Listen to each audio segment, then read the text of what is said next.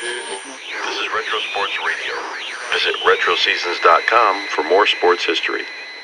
On Monday, October 8th, 1962, the San Francisco Giants faced the New York Yankees at Yankee Stadium for Game 4 of the 1962 World Series.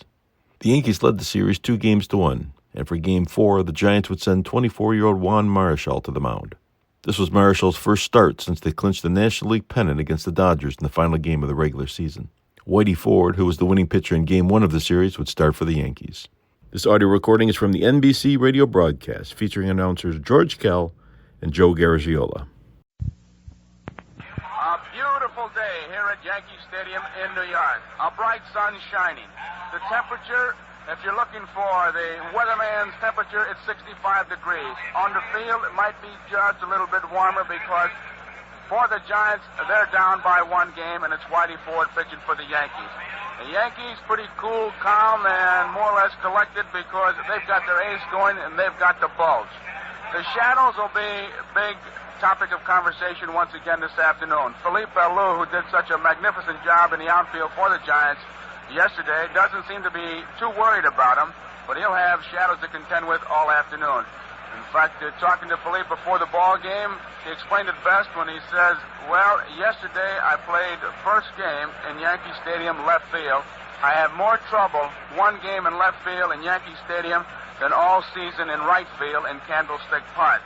But he made some defensive plays, and the one error that he was charged with was certainly a tough one to the extent that it took a high hop, the ball did, and Tom Tresh, who had stopped at second base with some daring base running, took off for third and set up what proved to be the big inning for the Yankees. And the 4th game, the World Series is coming up, and George, I can't think of a more exciting way to get ready for a 4th game than with the great pitching that we've had along the line. Boy, Joe, we've had tremendous pitching, and we're looking forward to another great pitcher's battle here today as a right-hander and a left-hander are getting ready to go at it. All right, George, the umpires are around home plate along with Coach Whitey Lockman and manager Ralph Houck of the New York Yankees. Whitey Ford continues to warm up. Whitey with a 10-4 World Series record, 17-8 on the season. Juan Marichal pumping slow curveballs to his catcher, Ed Bailey, 18-11 on the season. This is his first World Series start. The lineups for the San Francisco Giants, leading off will be Harvey Kuenn in right field. Kuenn, K-U-E-N-N, Kuenn in right field. Batting second will be the second baseman, Chuck Hiller. Hiller, second base. Batting third, it's the center fielder, Willie Mays. Mays, center field. In the cleanup spot, it's the left fielder, Philippe Alou. A-L-O-U, Alou in left field. Batting fifth, it's the first baseman, Orlando Cepeda. Cepeda, first base. Batting sixth, the third baseman, Jim Davenport. Davenport, third base. Batting seventh, it's the catcher, Tom Haller. H-A-L-L-E-R, Haller, the catcher. And batting eighth, it's Jose Pagan, the shortstop. Pagan, shortstop. Batting ninth, the pitcher, Juan Marichal. And for the New York Yankees, leading off, it'll be the shortstop, Tony Kubek. Kubek at shortstop. Batting second, the second baseman, Bobby Richardson. Richardson, second base. Batting third, the left fielder, Tom Tresh. Tresh in left field. Batting fourth, the center fielder, Mickey Mantle. Mantle in center field. Batting fifth, the right fielder, Roger Maris. Maris in right field. Batting sixth, the catcher, Alston Howard. Howard, the catcher. Batting seventh, the first baseman, Moose Skowron. Skowron at first base. Batting eighth, it's Clete Boyer. Boyer at third base. And batting ninth, it's the pitcher, Whitey Ford. This is WGY Schenectady. Bob Feller, Hall of Famer, is the right of the Yankee dugout, and he will throw out the first ball this afternoon. Yesterday it was Joe DiMaggio, and today it's Bob Feller. Elston Howard waits, and Bob Feller throws a strike, which of course is not uncommon for him. Bob Feller, the Hall of Famer, just shakes hands with Elston Howard, who gives him the baseball, and it's officially on. Yesterday, Joe DiMaggio. Today, Bob Feller. George Kell, I know that you had a couple times at bat at Bob Feller. Boy, don't remind me of it. He's as tough as they come, and the way he threw that pitch out to Howard, I think he can still throw a fast one. Looks like he's in great shape, doesn't he? Oh, he stays in great shape. You know, when he pitched, Joe, he worked worked on the bars and the bells and ran a lot. He was a great one for conditioning, and he's still doing it evidently. A couple of changes in the Giants lineup. Harvey Keene is in against the left-hander and playing in right field today. Tom Holler is the catcher. And Alou has moved from the leadoff spot, and he's batting in the cleanup position today. We're taking a little time before we get ready to go here as the band in center field moves off the field. George, we mentioned it when he went out to his position, but a little coaching change. I just wonder if Alvin Dark might be a bit superstitious. Usually Wes Westrom coaches at first base. Today it's Larry Jensen. Right, Joe. I just noticed that. It could be that he wants Westrom in the bullpen, maybe to work with some pitchers, or it could be, as you said, maybe a little superstitious there. But whatever the reason, a new coach at first base today. It'll be Larry Jansen at first base for the Giants. Whitey Lockman, of course, will be back at his third base position.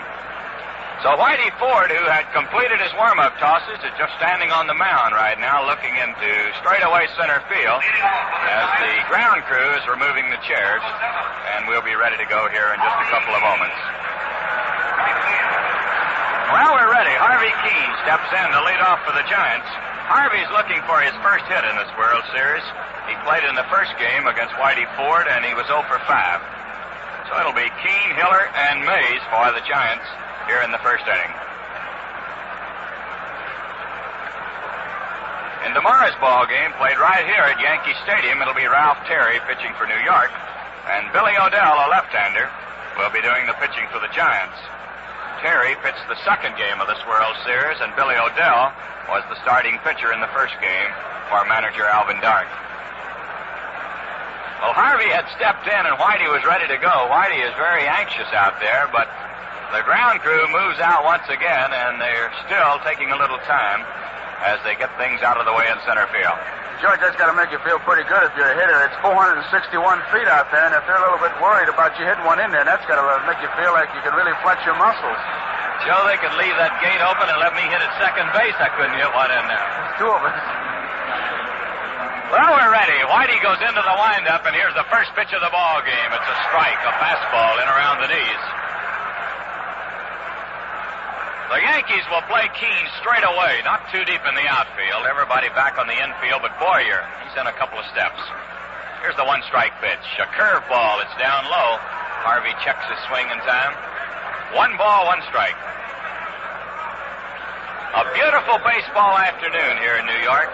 Bright, sunshiny, blue skies up above. Here's a fly ball hit to left field. Tommy Tresh is drifting back a few steps, waiting. He's got it, and there's one away. Harvey Keene goes out on a fly to Tresh in left field. That'll bring up the second baseman, Chuck Hiller. Chuck's a left-handed batter. He has 2 hits and 10 trips in the series for a .200 batting average. Showers had been forecast for this area today, but we couldn't have had better weather if we'd have ordered it this way. Here's a bouncing foul behind the plate. 1 strike to Hiller. We're in the top of the first inning. There's 1 out with no one on. Whitey Ford against Juan Marichal here today in the 4th game of the series. Whitey into the windup. The pitch to Hiller. Strike. He got a fastball over the inside corner. A strike 2 count. Jim Honachik of the American League is the umpire behind the plate today. Al Barlick at first base. Charlie Berry at second base. Stan Landis, the umpire at third base. Here's the pitch. A ground ball that is fouled on the first baseline. Still 2 strikes to Hiller. In the outfield, it's Hank Soar of the American League down the left field line, and Ken Burkhart of the National League down the right field line.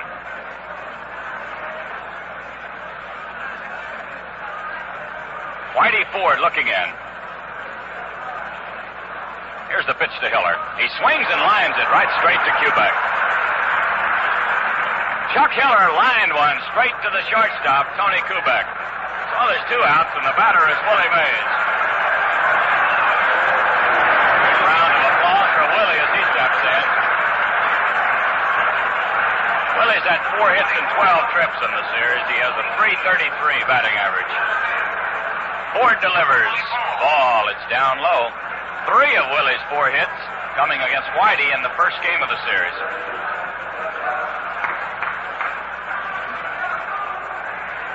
looking in. Here's the 1-0 pitch. He swings and bounces it to third. Boyer has it. The throw to first base. He's out. Mays goes out third to first. No runs, no hits, no errors, no one left. And the score at the end of the first half, the first inning. The Giants nothing with the Yankees coming to bat. Well, Harvey Keene is back in the lineup today, and the other day in the clubhouse, he really had Russ Hodges going. Let's listen. Hey, Harvey, I thought I just saw you lather up. You finished shaving already? Sure, Russ. I used the Gillette Super Blue Blade. You get the job done quick and easy. Clean, too. Just look at that. And how about that shaving comfort, Harvey? Super Blues, made by an exclusive Gillette process, are so keen, so mirror smooth, they whisk through the toughest beard as if it wasn't even there. You feel clean, refreshed, and you look it, too. For the tops and easy shaving, try Super Blues in the streamlined new Gillette Slim Adjustable Razor with the precision dial. One of 9 different blade settings is just right for you. Now, you get both the Slim and Super Blue blades, plus a 79-cent can of Gillette Foamy Instant Lather for only $1.95 as a Gillette World Series special. This is a $2.29 value, so you save 34 cents. Well, no score in the ball game as we go into the bottom of the first inning. The Giants going out 1-2-3 against the slants of Whitey Ford. It'll be Tony Kubek leading off for the Yankees. He'll be followed by Bob Richardson, then Tom Tresh. Juan Marichal, big right-hander, doing the pitching for the Giants today. Marichal won 18 and lost 11 during the regular season. He came up with an ankle injury towards the latter part of the season, forcing him to miss a couple turns, but he was a big starter for manager Alvin Dark in that final playoff game and came up with quite a pitching performance. Had to get some help, but he's been a tremendous pitcher for him all year, George, and he gives you a lot of motion out there. He's got all the pitches, a good fastball, good curveball, and the occasional screwball, and he really pumps. Well, he's ready to go here against Tony Kubek. Tony with a .231 batting average. He's had 3 hits and 13 trips. The first pitch is down low. 1 ball and no strikes. Kubek, a left-handed batter. Giants play him in a step or so on the infield. In fact, Davenport at third base is about 3 steps in front of the bag. Here's the pitch. Outside, a fastball just off the corner. Ball 2 and no strikes. No score. We're in the bottom of the first inning, in case you joined us late. Giants went out in order. Here's the 2-0 pitch. Ball, it's outside. 3-0 to Kubek. Tony was taking all the way on that one. Juan delivered it outside. Tom Haller out talking to the young pitcher and more than likely just saying, don't aim that ball. He hasn't really turned one loose yet. He's been really bearing down trying to throw a strike and kind of aiming the ball and falling behind. Kubek waiting on Marichal. Here's the 3-0 pitch. Strike. He got a fastball in around the knees. A ball 3 and a strike 1 count. Leadoff man for the Yankees here in the first inning. Tony right down on the end of the bat. Marichal taking a little time. Here's the 3-1 pitch. Strike 2. He blazed another one in there. Tony was taking it. So it's 3-2. Bobby Richardson waiting in the on-deck circle.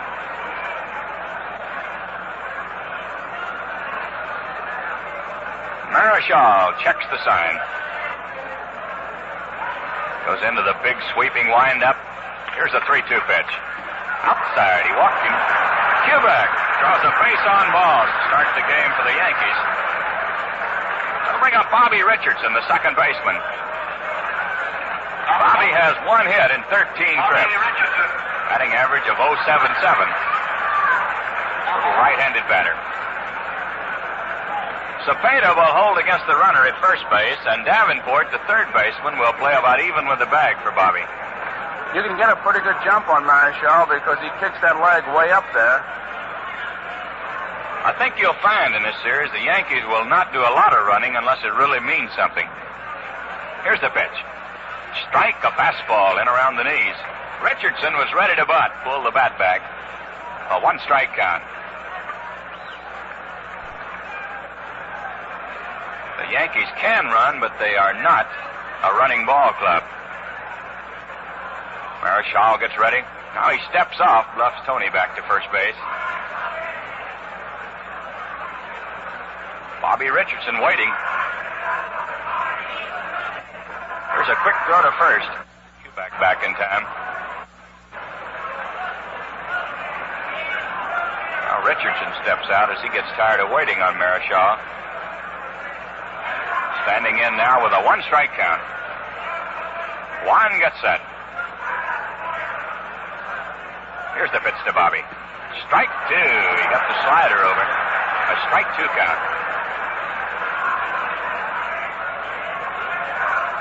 This fellow takes a big sweep as he throws the ball to the plate. Throws his left leg high into the air, which must bother the hitters a little bit. Comes to a set position.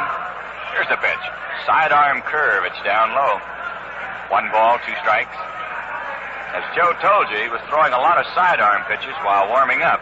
This is the first one he's delivered in the ball game. It's really an effort for him to come sidearm because he comes so directly overhanded with most of his pitches. Juan gets set. Here's the 1-2 pitch. Inside, a fastball that was just off the corner. A ball 2 and a strike 2 count. Marichal looking into Honachik. He thought that one caught the corner. Bobby Richardson checking with Crossetti at third base. He just wants to know if the runner at first is going to be moving. And if Kubek is going, of course, Bobby will be swinging at anything that's close to the plate. Here's the 2-2 pitch. Outside, a curve breaking away. 3-2 to Bobby Richardson. No score. We're in the bottom of the first inning. Yankees have a runner at first with no one out. Marichal gets set. Here's the pitch. He swings and misses. Here's a throw. Kubek is headed back to first, but he's in a rundown. Cepeda chasing him back to second. Here's Hiller making the throw to the pitcher, and he's going to be tagged out.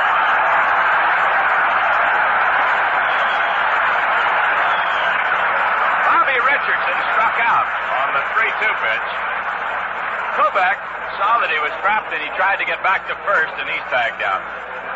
Kubek, when he saw Cepeda just standing there, kind of brushed up against him, hoping that the umpires would call interference, but both Barry and Barnick said no. So fine throw by Tom Haller, George. They had him by 9 miles. A real good throw, Joe. He had no chance.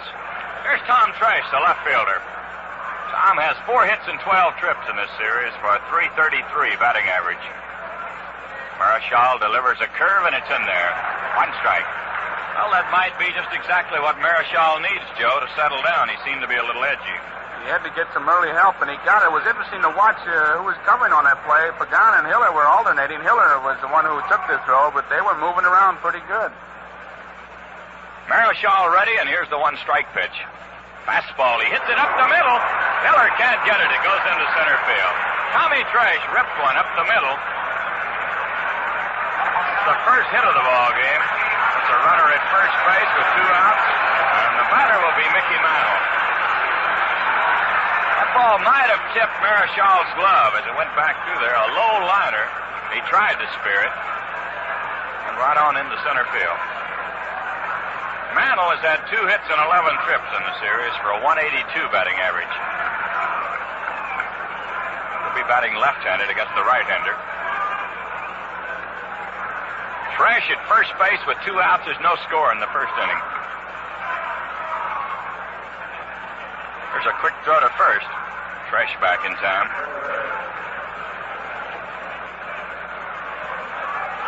Mickey steps out. Mickey right down on the end of the bat. Here's the pitch. Down low. 1 ball, no strikes. Marichal has thrown mostly fastballs here in the first inning. Youngster making his first World Series appearance. Tom Tresh takes his lead at first base. Here's the 1-0 pitch. Ball, it's too low. Fastball that was over the plate but below the knees. A ball 2 and a no-strike count. Tom Haller behind that plate trying to help his young pitcher as much as he can. He's given a much lower target than he started with. He's been moving to give the target, trying to get the youngster on the beam. Marichal gets set. Here's the 2-0 pitch. Strike. He got a fastball in around the letters. A ball 2 and a strike 1 count. Mickey was looking for something on the inside part of the plate that he could pull into the right field section, and Marichal coming in with a fastball around the letters on the outside part of the plate.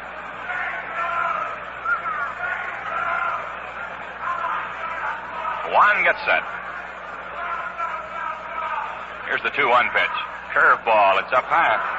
3-1 to Mickey. Roger Maris is waiting in the on-deck circle. Kubek walked to start this inning. He was doubled up as Bobby Richardson struck out on a 3-2 pitch. Now it's 3-1 to Mickey Mantle with a runner at first base. The pitch. Ground ball that is foul down the first base line. Wally Moses, the first base coach, picks it up. 3-2 to Mantle. That means a Tresh will be moving on the pitch. 3-2 and 2 outs.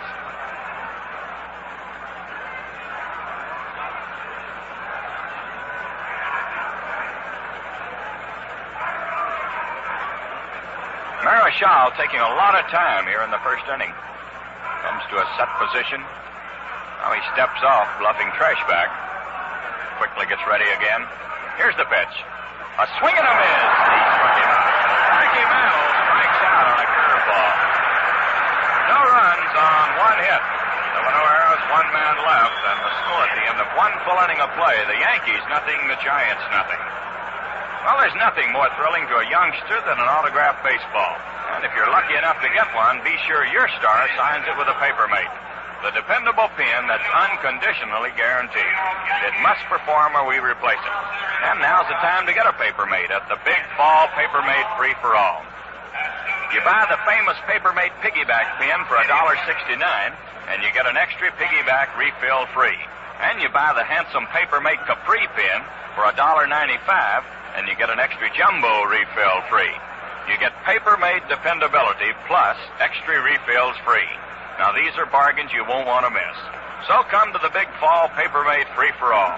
You buy a Paper Mate piggyback pen, and you get an extra piggyback refill free. And you buy a Paper Mate Capri pen, and you get an extra jumbo refill free. So come to the Paper Mate Free-for-All now, wherever Paper Mate pens are sold. Number 23. Philippe Alou will lead off for the Giants in the second inning. He'll be followed by Cepeda and then Jim Davenport.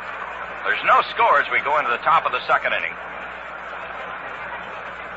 Alou has had 2 hits and 10 trips in this series for an even .200 batting average.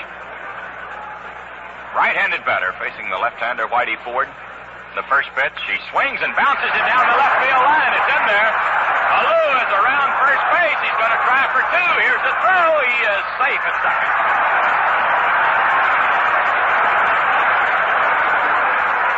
Philippe Alou sent a ground ball between Boyer and the bag down into the left field corner. And he's at second base with no one out. We'll bring up the first baseman, Orlando Cepeda. Cepeda, a right-handed batter, is looking for his first hit in the series. He's been to the plate 8 times. Ford delivers. Ball. He got the curve too low. 1 ball, no strikes. The Yankees play Cepeda a little bit to right center field. Whitey checks his runner. Here's the 1-0 pitch. Curve ball. He fouls it back. 1 ball, 1 strike. Cepeda trying to go to right field at least until he's got the 1 strike on him, hoping he could at least get the ground ball or move Alou over to third base. Ford at Candlestick challenged Cepeda with his fastball and got him. Whitey gets set. Here's the 1-1 pitch. Down low, he got the curve in the dirt.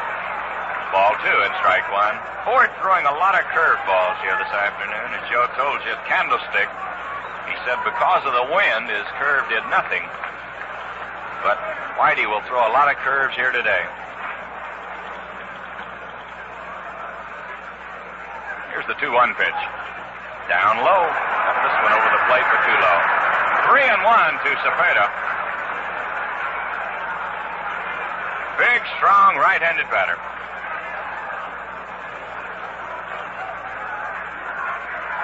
Philip Alou down at second base with no one out. We're in the second inning, no score in the ball game. Here's the pitch. A ground ball hit to the shortstop. Kubek has it. The quick flip to first. He's out. Cepeda goes out. Short to first. Alou has to hold on at second base. Got that ball inside where Cepeda couldn't go to the right side, and the ground ball doesn't pick up the big base. And you can see the little bit of a battle that was going on between Cepeda and Ford. And Ford comes out the winner. That'll bring up the third baseman, Jim Davenport. Jimmy's had 2 hits and 9 trips for a .222 batting average. Another right-handed batter. The pitch. Ball. It's too low. 1 ball or no strikes. And it is not an accident that Ford is getting this curveball just a little bit low or a little bit outside, Joe. That's his pitching pattern. Yes, sir, and he's going to make Davenport hit his pitch. He's got first base open. If he walks him, he's still not going to be hurt. A big left-hand hitter coming up next, Tom Howler. So Davenport will have to kind of widen his strike zone if he wants to drive in Alou, who's on at second base. Whitey's the type of pitcher. He'll throw you strikes when he wants to, but he'd rather you'd bite at that bad one, if you will. Here's the pitch. Down low. Ball 2 and no strikes. And if he can ever get a team to hitting the bad pitch, then it's a typical Whitey Ford afternoon, just a breeze. It's funny how they pattern the good pitcher, George. They just won't give in to the hitter. Right, Joe. Checks his runner at second base. Here's the pitch. Strike. He got the fastball in around the knees. Ball 2 and strike 1. Jimmy Davenport, the batter. The Giants have a runner at second base with 1 out. There's no score here in the second inning. Alou led off this inning with a ground double to left. Cepeda then bounced to the shortstop. Here's the 2-1 pitch. He swings and fouls it off. This one going into the upper deck behind the Yankee dugout. 2-2. Another capacity crowd on hand today. Might not be as large as yesterday because of the standing room, but there does not seem to be a vacant seat in the house. Yesterday we had 71,000 people here. It's going to be close to that today. Whitey Ford gets set. Here's a quick throw to second. Alou gets back just in time as Bobby Richardson raced over behind him, and on a signal from the catcher, Ford whirled and fired blind to second. Richardson was there, put the tag on Alou a fraction too late. Here's the pitch to Davenport. He swings and strikes out. Jimmy Davenport goes down swinging on a curveball. Ford has a great move to every base. To first base, we all know about that one. This one to second base was close, and what it did, it served its purpose. He didn't get his man, which is what he would have liked to have done, but it served its purpose in that it cut down Alou's lead to give the outfielders a chance to make the play at the plate. And as far as third base, he just about had Willie Mays, one of the fine base runners, over at Candlestick in the opening day. Here's Tom Howler, the catcher. Big left-handed batter. Ford delivers way outside. A nice stop by Elston Howard. Thought it was interesting when it looked like the Dodgers might be in this World Series. Someone asked Elston Howard, do you think he'd have any trouble throwing out Maury Wills? He says not with Ford pitching. Unless he runs from standing right on the bag, he won't get much of a lead on Ford. He has a great move. There's no score here in the top of the second inning. The Giants with a runner at second base and 2 outs. Ford gets set. The pitch. Here's a long barrel to right field. It's well hit. It is gone. A home run.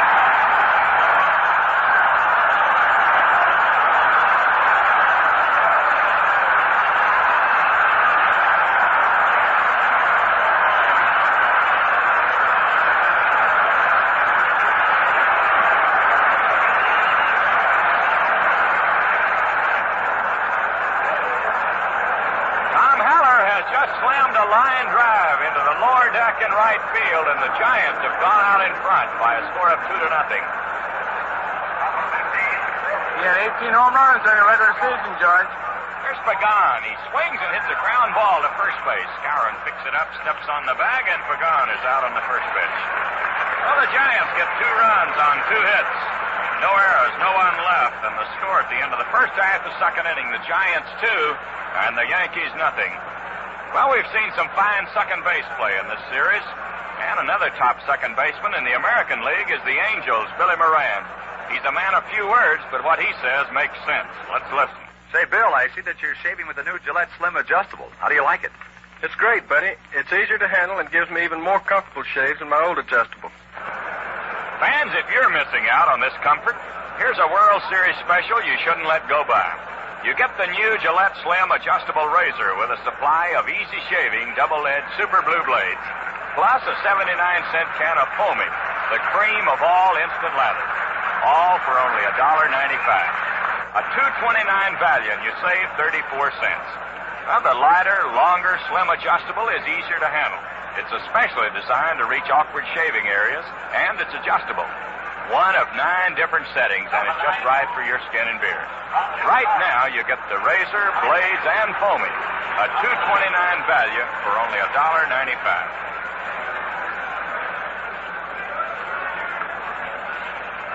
Well, Tom Haller brought this crowd to his feet as he slammed a 3-2 slider into the lower deck in right field, and the Giants have gone out in front of the Yankees 2-0. Roger Maris will be the leadoff man for New York. He'll be followed by Elston Howard and then Bill Skowron. Raj has an even .300 batting average. He's been to the plate 10 times, and he's had 3 hits. Driven in 4 runs for the Yankees. 2 in the first game with a double, 2 here yesterday with a single. Marichal gets ready. Here's the pitch to Maris. He tries to bunt, but he missed it. 1 strike to Maris. The shift is on. The Giants have 3 infielders on the right side. Davenport is playing wide of the bag, but in close at third. And Maris attempting the bunt to get on base. Marichal goes into the big windup. Here's the 1-strike pitch. Curveball. It's outside. 1-1 to Maris. Well, a double and a home run in the top of this inning, putting the Giants out in front.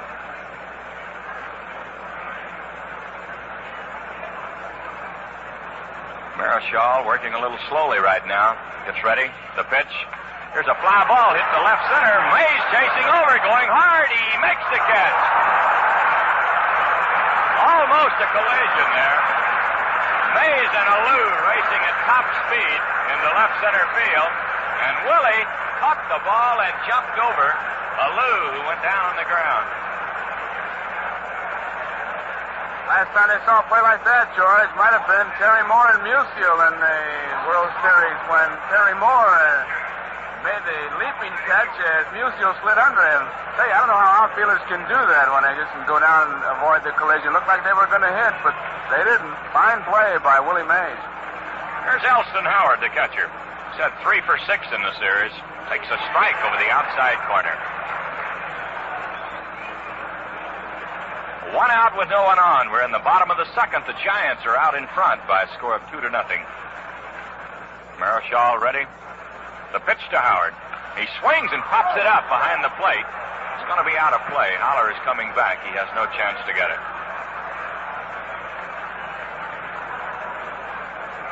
So Marichal out in front of Howard with a strike 2 count.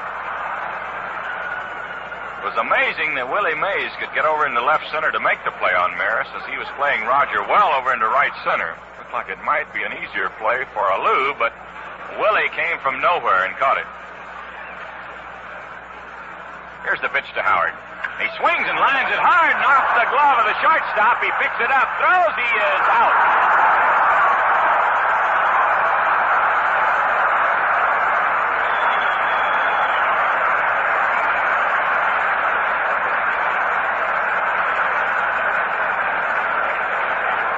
Pagan racing to his left, knocked down the hot shot by Elston Howard, picked it up and made the throw to Cepeda in time to get Ellie by a half step. So there's 2 outs, and the batter will be Bill Skowron. Bill's looking for his first World Series hit. He's been to the plate 4 official times. Here's the first pitch. He swings and sends a fly ball into deep left center. Mays going back, way back. It's over his head, all the way to the fence. Here's Skowron around second. He's going to try for 3. The throw not coming in. It's being held up by Pagan.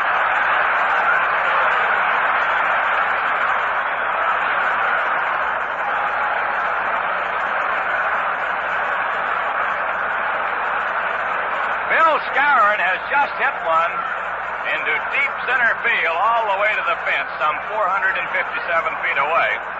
And he's at third base with a triple. That's as far as you can hit a ball in this ballpark and keep it in the playing area.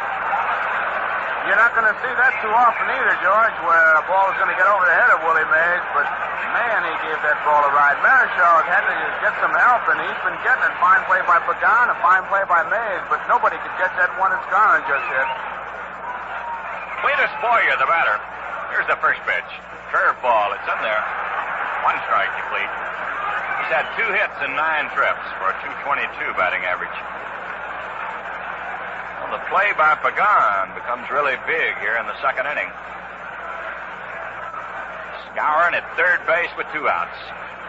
Marichal into the windup. Here's the pitch. Curve outside. 1-1 to Cleet. A 2-0 ball game. We're in the bottom of the second inning. The Giants out in front of the Yankees. That was hit number 2 for New York. Here's the 1-1 pitch. He swings and hits a fly ball to right field. Harvey Keene moving in, makes the catch, and the sign's retired. Boyer flying to right field. No runs on 1 hit. No errors, 1 man left. And the score at the end of 2. The Giants 2 and the Yankees nothing. Well, Jim Davenport made quite a play here yesterday, a jumping stab, and turned it into a double play. And here's a clubhouse chat I'd like you to hear between Jim and Russ Hodges. You've got a Gillette Slim Adjustable Razor, Jim. I suppose you're a Super Blue Blade man, too. Sure am, Russ. How do you like them? First time I used them, I was amazed. I never had such clean, comfortable shaves. Well, engineers call the remarkably keen edges of Super Blue the scientific breakthrough. They're produced by an exclusive Gillette process. You get such smooth, refreshing shaves with so little effort, well, you might look twice to see if there's a blade in your razor at all. And the dispenser is included with Gillette's newest razor, the Streamline Slim Adjustable. It's lighter, longer, and adjusts to 9 different blade settings. One is just right for your skin and beard. Right now, the Gillette World Series Special includes razor and blades, plus a 79-cent can of foamy instant lather. It's a $2.29 value for only $1.95. You save 34 cents.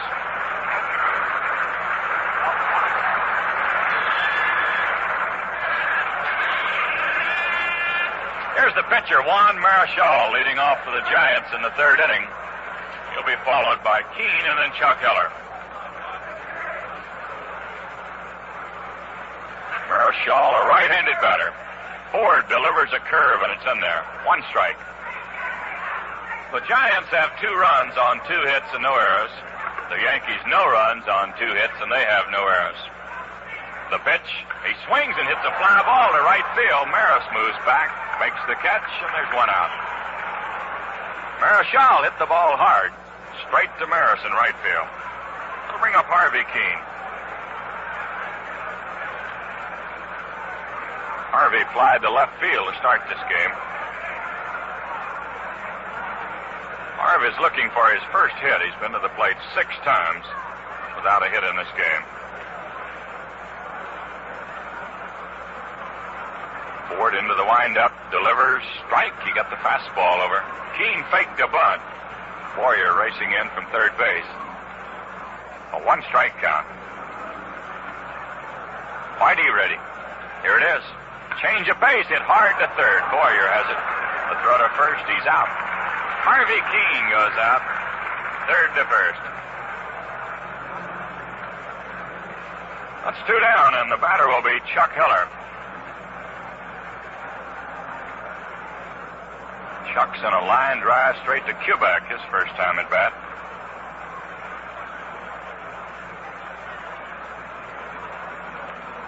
We're in the top of the third inning. There's 2 outs with no one on. The Giants out in front, 2-0. Whitey Ford gets ready. Here's the pitch. Ball, it's down low, gets away from Elston Howard. 1 ball or no strikes. The difference in this ball game has been a 2-run homer by Tom Haller in the second inning. Here's the 1-0 pitch. Curveball down low.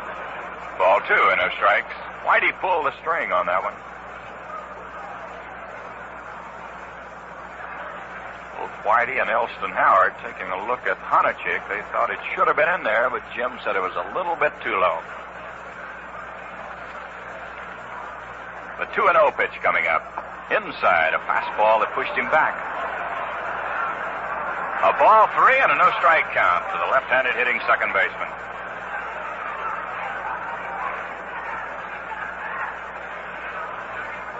Whitey ready. Here it is. Strike. He got the fastball over. Hiller was taking all the way on that one. Ball 3 and strike 1. 2 outs, no one on. We're in the third inning. Giants 2, Yankees nothing. The pitch to Hiller. He swings and hits at the second base. Bobby Richardson has it, flips to first. He's out. Chuck Hiller goes out, second to first. No runs, no hits, no errors, no one left. And the score at the end of the first half, the third, the Giants 2 and the Yankees nothing. Well, the Yankees have great power hitting. We just had a peek at that when Bill Skowron drove one over Willie Mays' head in deep center field. And the hitters give a lot of credit to batting coach Wally Moses. He knows what advice to give and when to give it. Here's a sample to Mel Allen. Wally, seems to me most ball players shave the Gillette way. Sure looks that way in the clubhouse after a game. You see plenty of those easy-shaving, slim, adjustable razors in use. Well, we go into the bottom of the third inning. It's a 2-0 ball game. The Giants out in front. Whitey Ford will be leading off for the Yankees, followed by Tony Kubek and then Bobby Richardson. Whitey's a left-handed batter. Stepping in to face the right-hander, Marichal. Juan gets ready, and here's the first pitch. Fastball right down the middle. 1 strike to Whitey. The Yankees have threatened against Marichal. They had 2 runners on in the first inning. One of them was doubled up at second. Then Skowron was at third base with 2 outs in the second, but they have not been able to break through in the scoring column. Here's the 1 strike pitch. Curveball hit hard to right field. Keene is there, and he makes the catch. Whitey Ford lined the ball straight to Harvey Keene in right field. Marichal hung a curveball, Joe, right up in his eyes, and Whitey was waiting on it. Boy, he has a good curveball. He hasn't had it yet this afternoon, George, and whenever you hang that curveball to those pitches, they're going to jump up off the ground with both feet to try to get it, and Whitey ripped it pretty good. Here's Tony Kubek. Tony drew a walk in the first inning. Marichal ready. The first pitch is a curve. He fouls it back. 1 strike. 2-0. The Giants are leading. We're in the third inning. 1 out, no one on. Whitey Ford against Juan Marichal here in the 4th game of the 62 World Series. The Yankees out in front in games 2-1. Here's the pitch. Fastball, line foul down the left field line. No windup, Joe. He'll do that. He caught Kubek between swings. He'll go into the big windup, and then when he thinks he can get it by you, as you try to time him, he'll go into the no windup. He doesn't like to see the hitter time his rhythm between pitches, and he'll quick pitch you if you're not careful. Juan ready again. Here it is. Curve inside. This one almost hit him. 1 ball, 2 strikes. George, I might just add here that the toughest part of catching is finding out the pitcher's best pitch, and it's interesting to watch that Haller work.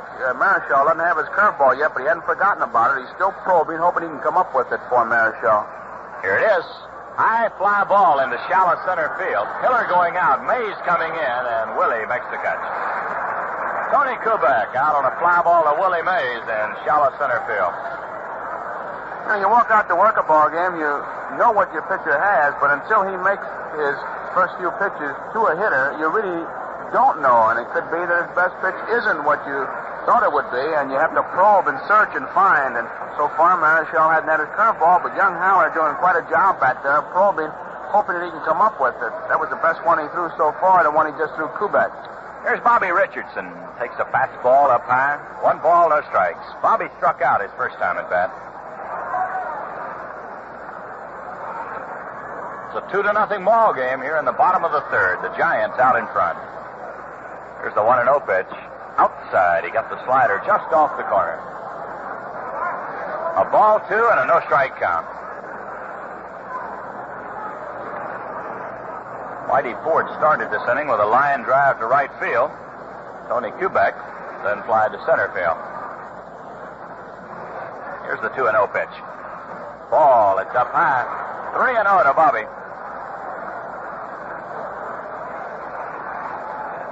In case you missed it, the Giants picked up 2 in the second on a double by Alou and a homer by Tom Holler. The fastball is in there. 3-1 to Richardson. Each team has 2 hits. A ball, 3, and a strike 1 count. Marichal ready. Here it is. Down low, he walked him.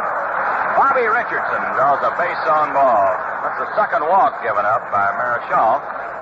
That's a runner at first base with 2 outs, and the batter is Tommy Tresh. Tommy lined a single to center field back in the first inning. That was his 5th hit of the series. This youngster having a fine World Series. He's a switch batter, batting left-handed today against the right-hander. Marichal gets set. The pitch to Tresh. Outside. Fastball off the corner. 1 ball, no strikes. Well, it'll be Ralph Terry for the Yankees here tomorrow afternoon, and Billy O'Dell, a left-hander, pitching for San Francisco. Marichal gets ready. Here's the pitch. A high pop fly into shallow left field. Here's Alou coming in. Should have no trouble with this one. He's got it, and the side's retired. Tom Tresh flies to left field. No runs, no hits, no errors. 1 man left. And the score at the end of 3, the Giants 2 and the Yankees nothing. He's had 4 hits in the series. He swings and lines it into right center field. It's going to drop in. Here's Maris coming over, cuts it off. Mays takes a big turn, but he holds on. He has to hustle back to first as he slips, trying to get back. Willie Mays opens a 4th inning for the Giants with a single into right center field. So a runner at first with no one out, and the batter will be Philippe Alou. Philippe sent a double down the left field line his first time at bat. He scored the first run of the ball game. Strong right-handed batter. Ford gets set. Here's the pitch. Ball, he got it low. 1 ball, no strikes. Boyer is playing in close at third base. He's about even with the bag.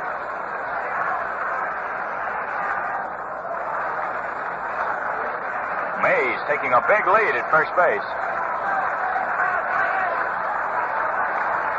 There's a throw over by Whitey. That was not his good move. More of a token toss just to remind Willie that he's keeping an eye on him.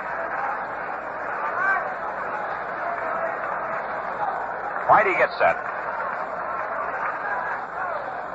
Here's the 1-0 pitch. Curveball hit the third base. Boyer goes down to second. 1 out. Back to first. A double play.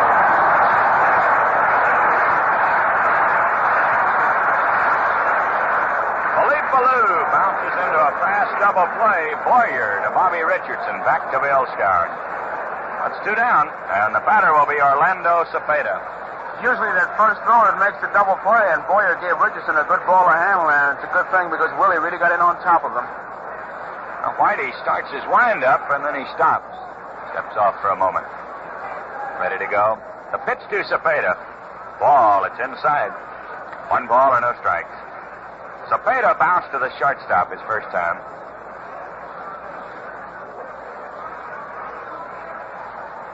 The 1-0 pitch, down low. He got the fastball over, but too low. Ball 2 and no strikes. Orlando checking with Whitey Lockman at third base to see if the hit sign is on for this 2-0 pitch. I don't think there's much doubt but what it will be. Here's the pitch. Inside. 3-0 to Cepeda. George, he's been turning them loose on 3-0. Bailey swung it at 3-0 here yesterday, and Cepeda really gave that Lockman a good long look. Whitey into the windup. The pitch. A swing and a foul. He was swinging on the 3-0. A ball 3 and a strike 1 count.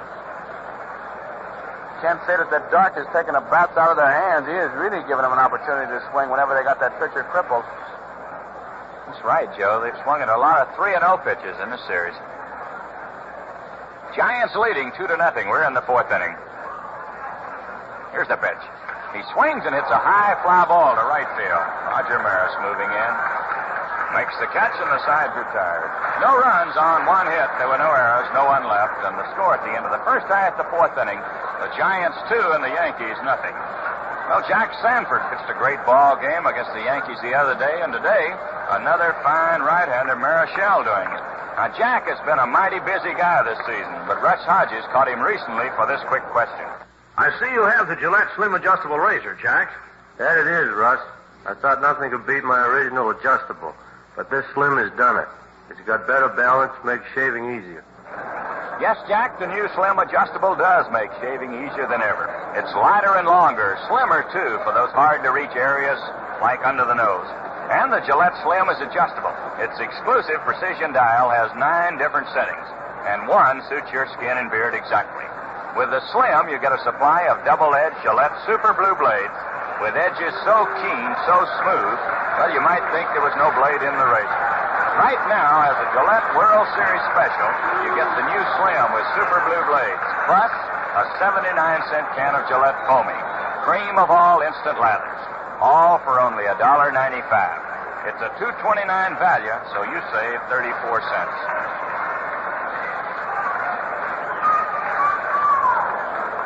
There's Mickey Mantle to lead off for the Yankees in the 4th inning. Mickey was a strikeout victim his first time at bat. That was back in the 1st inning.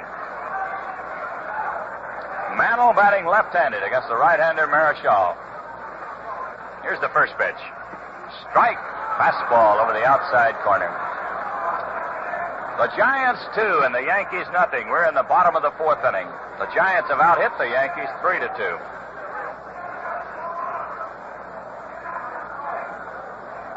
Mantle right down on the end of the bat, waiting.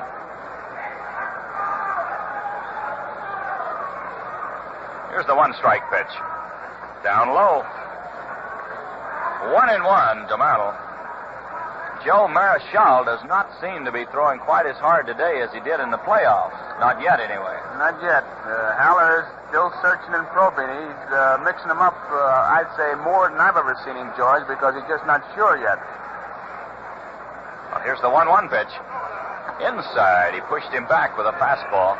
It's an easy thing to win a ball game when you've got your real good stuff going for you, and it's an easy thing to catch a pitcher when he has all his pitches and he's got the good stuff. But when he doesn't, and you have to probe and search, that's where the fine line is drawn, and the little hidden thing that the catcher does back there certainly plays an important role. Hegan was great at that. Marichal ready. The 2-1 pitch. Outside, just off the corner. 3-1 to Mickey Mantle. Marichal doesn't want to walk anybody. He has a 2-run lead, and, of course, every time he walks a batter, that brings the potential tying run up to the plate. And the next batter, of course, will be Roger Maris, who has hit a few home runs in his time. Here's a 3-1 pitch to Mantle. Strike. He checked his swing on the fastball. Jim Honachek going up with the right hand. 3-2 to Mickey. Mickey knew that was a strike, but he wanted it a little bit more inside. You could see that was the pitch he wanted to pull out of here, but a little bit on the outside, so he let it go. Here it is. Curveball. He struck it. Mickey Mantle goes down swinging on a good curveball. That's 3 strikeouts for Marichal. 1 away, and the batter will be Roger Maris.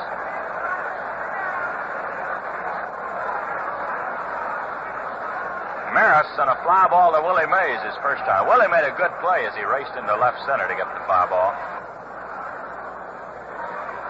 Rogers had 3 hits in this series.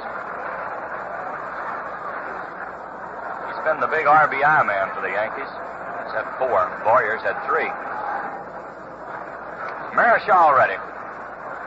Here's the pitch to Maris. A ground ball hit to first base. Cepeda knocks it down, picks it up, steps on the bag, and Maris is out. A hard ground ball right straight to Cepeda. Orlando bobbled it for just a moment and made an easy play out of it. So there's 2 down, and the batter will be Elston Howard. Ellie was out on a good play by the shortstop Pagan his first time up as he knocked down his vicious ground ball and then tossed him out.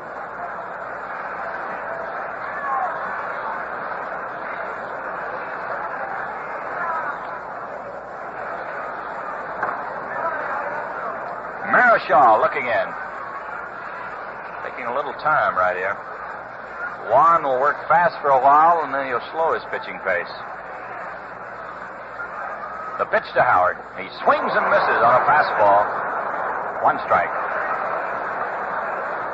This fella pitches a lot like Don Newcomb, Joe. When he goes into that big exaggerated windup, then he pretty much like Newcomb that he falls towards the first base side because of his tremendous follow-through. He really puts a lot of effort into it when he goes into the exaggerated one. Here's the 1 strike pitch. Curveball outside. 1 ball, 1 strike. Marichal has not been missing by much today. A lot of these pitches have just been off the corner, and of course he's been disagreeing a little bit with Honachik. Not saying anything, just looking in on some of these real close pitches. Gets ready to go. Here's the 1-1 pitch. Sidearm curve, he got it over. 1 ball, 2 strikes to Howard. It was almost like a hesitation pitch, George. When he got to the peak of it, he just kind of stopped for maybe a split second and then wheeled it in there. 1-2 to Elston Howard, batting with 2 outs and no one on in the 4th inning. The Giants 2 and the Yankees nothing. Marichal taking a little time. Gets ready for the windup. Here's the 1-2 pitch. Down low. That'll even the count at 2-2.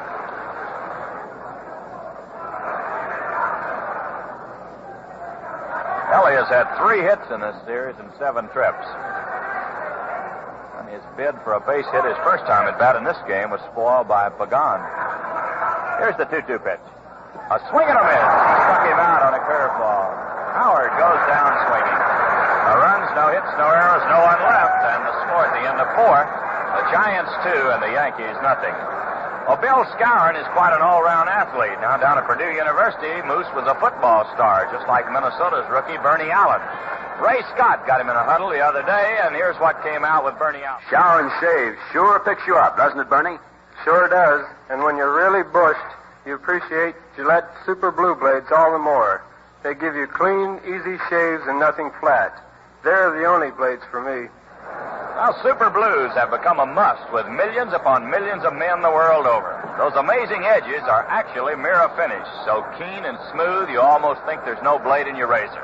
What refreshing shaves you get. Quick, clean shaves you just can't describe. A supply comes with a new streamlined Gillette Slim Adjustable Razor that's lighter, longer, and more compact. And right now you can get them both. Razor and blades, plus a 79-cent can of Gillette Foamy Instant Lather. It's a World Series special with a $2.29 value, but you pay only $1.95. So you save 34 cents. Well, at the end of 4, it's 2 runs, 3 hits, and no errors for the Giants. No runs, 2 hits, and no errors for the Yankees. Jim Davenport to lead off here in the 5th inning. He swings and fouls it back. 1 strike. Davenport struck out his first time at bat. He'll be followed by Tom Haller and then Jose Pagan.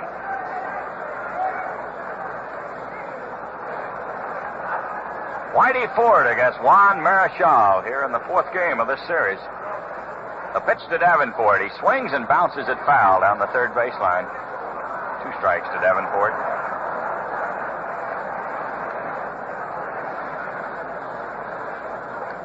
The only scoring in this ball game coming back in the 2nd inning. Philippe Alou doubled to left, and Tom Haller hit a 3-2 pitch into the right field seats. Here's the 2-strike pitch. Down low. 1-2 to Davenport. Jimmy has 2 hits and 10 trips. Whitey gets ready.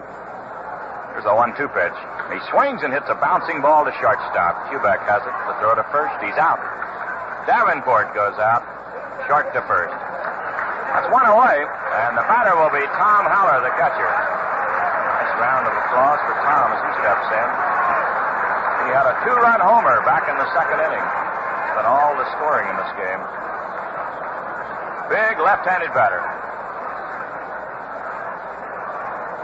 Ford delivers. There's a foul ball behind the plate. 1 strike.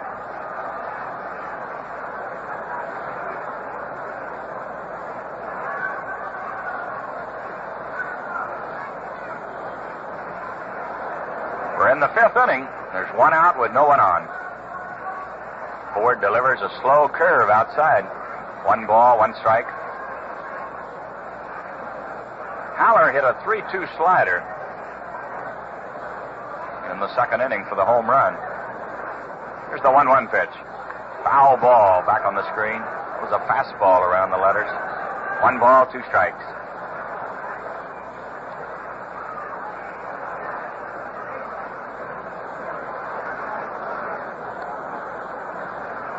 Ford getting a new baseball from Jim Honachek.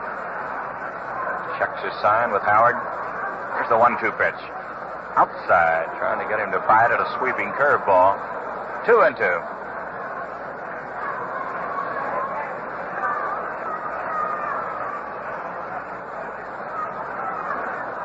Whitey into the windup. The 2-2 pitch. Curveball hit up the middle. It's into center field. Tom Haller hit the curve on the end of the bat over the head of Ford. 1 hop into center field, and he has his 2nd hit. There's a runner at first base with 1 out, and the batter will be Jose Pagan. Whitey let up on that curveball, hoping that he'd get Haller way out in front, but the big guy laid back pretty good at that, even though he didn't hit the ball good. They were swung way around, playing him to full. I tell you, he's had a tremendous year for a first-year man. He's a good-looking ball player, Joe. Not only with the bat, but behind the plate. Here's Pagan, the little shortstop. He bounced to first base his first time. Ford delivers a curve. It's in there. 1 strike. Boyer is playing in close. You cannot play deep with Pagan at the plate. And even though there's 1 out, Dark likes to use the hit and run as a defensive play to stay away from the double play more than the 1st and 3rd situation. So you can't take for granted that he won't start his man because he'd like to break up the infield for Pagan if possible. Ford checks his runner. The pitch. Here's a drive into left center. It's in there. Here's Haller around second on his way to 3rd. The throw goes to 2nd base as Pagan lined one hard over the head of the shortstop into left center field.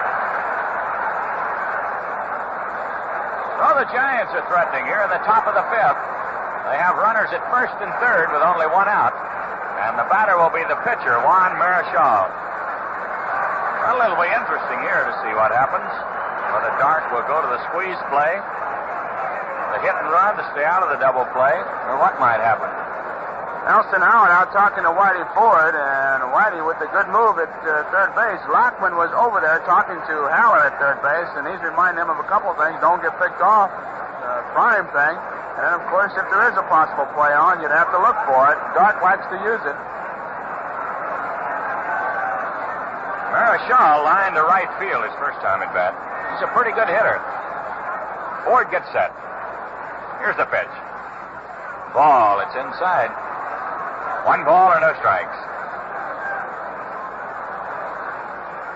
Juan out of the box right now, looking to Whitey Lockman at 3rd base. Doesn't want to miss the suicide squeeze if it's on. If that runner is charging in from 3rd base, he wants to be ready to get the bat on the ball. Whitey checking both runners. Here's the 1-0 pitch. Down low. A ball, 2, and a no-strike count to Marichal. So far, Marichal has given no indication he was going to bunt the ball. The Yankees are lined up like this. Boyer's in close at 3rd. Kubek is deep at shortstop. He's going for the double play. Richardson is about halfway at 2nd base, and Skowron holds against the runner at 1st. Here's the pitch. Here's the bunt. Nope, he pulled the bat back on a high pitch. It was not the suicide, as Marichal had squared around to bunt and took the pitch up high. George, he stole that pitch, and it was quite a play by young Marichal. Whitey Ford, once he saw him square around, he speeded up in his delivery, got the ball high, so that if the squeeze was on, it'd be a tough ball to bunt. It was not on. He took it and it ran to count the ball 3. Here's the 3-0 pitch. For strike, he got the fastball over. Juan was taking all the way on this one. A ball 3 and a strike 1 count. I'll have to be a little careful of this one right here, though. He's in real great shape. Well, we'll see what happens on this 3-1 pitch. He may go for a safety, George, where a safety squeeze where he could end up second and third and 2 outs. Whitey gets set. He makes a quick throw to third. Almost a wild throw. Boyer. A good stop. Whitey whirled and fired to third base. Haller was back in plenty of time, but almost a wild throw by Ford. The pitch to Marichal. He swings and misses. Foul tipped it right into the mid of Elston Howard. So it's 3-2. 2-0. The Giants are leading. They're threatening again here in the 5th inning. They have runners at first and third with 1 out and a full count to the pitcher Juan Marichal. He squeezed with Sanford with 2 strikes, George. Well, we'll see what happens. Here's the pitch. He's going to bunt. He bunts foul. So Marichal is out. Trying to squeeze on the 3-2 pitch. He fouled the ball back, and it looks like Joey hurt his hand on that one for some reason. Looks like it may have hit him. Now he's going to ask Hunacek about it. Marichal over talking to Hunacek, but he's out. Looked like the ball hit his hand. It's his pitching hand that he is shaking as he walks back towards the Giant dugout.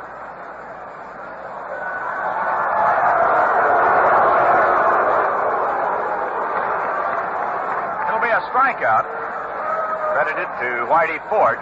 Still runners at first and third, and the batter will be Harvey Keene.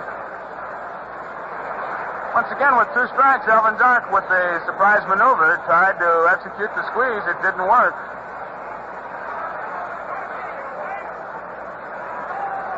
The lights are being turned on right now here at Yankee Stadium. Boy, it's a bright, sunshiny afternoon, but you take nothing for granted in this ballpark. And the lights do relieve the shadows a little bit, so they're being turned on. Harvey Keene, the batter. Here's the pitch. Ball down low. 1 ball and no strikes. Runners at first and third with 2 outs. The Giants lead the Yankees here in the top of the 5th. 2-0. Whitey checks his runners. The pitch to Keene. Down low. A ball 2 and a no strike count. That Howard really gives a base runner at third a good look, because you can't take anything for granted with Dark as far as a surprise play, and a double steal is a possibility. And I see George is getting the bullpen ready. Marichal may be hurt. Whitey ready again. The 2-0 pitch. Down low. 3-0 to Keene. Whitey has a left-handed batter coming up, and he's being mighty careful with Harvey in this spot. 2 on, 2 outs in the 5th inning. A 2-0 ball game. The Giants are out in front.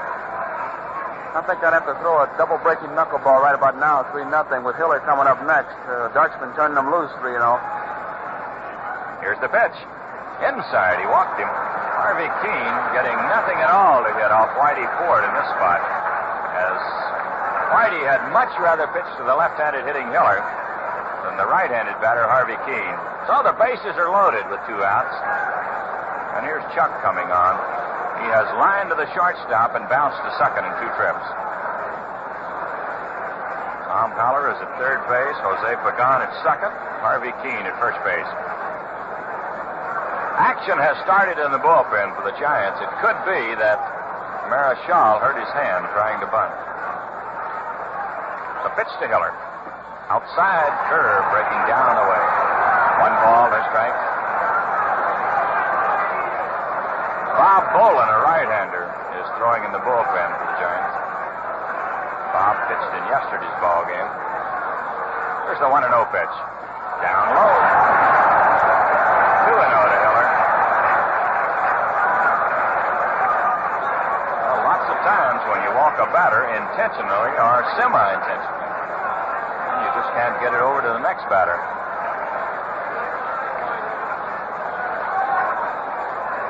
So Whitey Ford behind 2-0 to Chuck Hiller. Goes into the windup. Here it is. Inside. 3-0. Quick throw to third base. Haller back in town. Whitey Ford having trouble finding the strike zone here. Is behind Chuck Hiller with a ball 3 and a no strike count.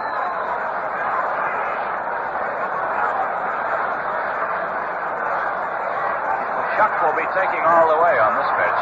Here it is. Strike. He got a fastball over right on the knees.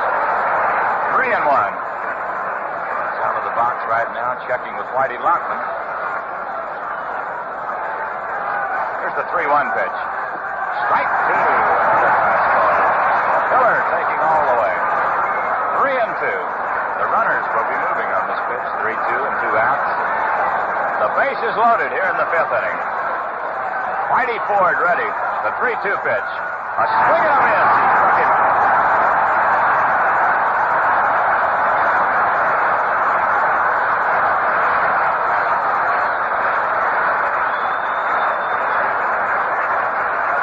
Chuck Heller goes down swinging, so there's no runs on 2 hits, no errors, 3 men left, and the score at the end of the first half, the 5th inning.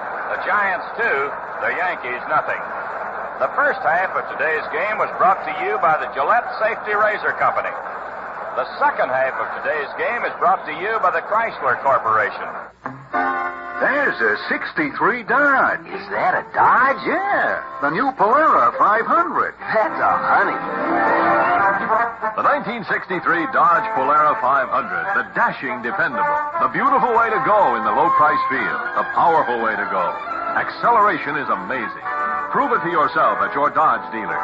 You'll see you get more passenger space, more luggage room, and you'll find more luxury, too, in individually adjustable all-vinyl bucket seats in 10 different interior trim combinations.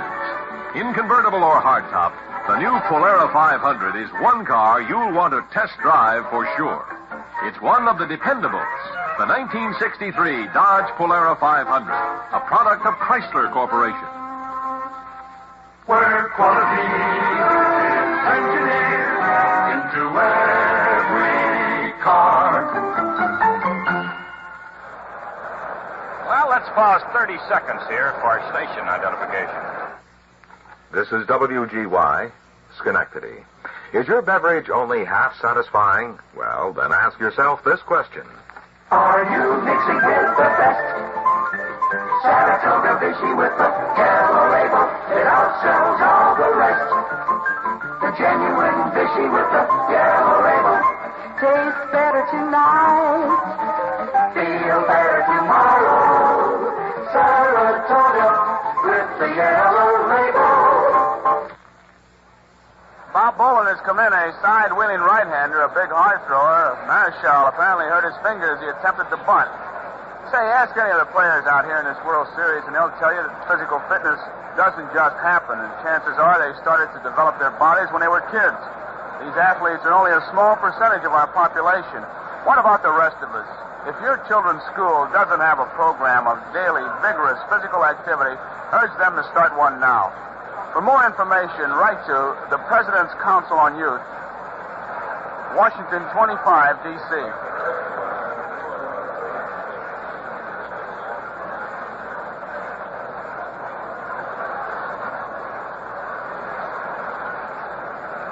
Well, we're getting a new pitcher, as Joe told you, here in the bottom of the 5th inning.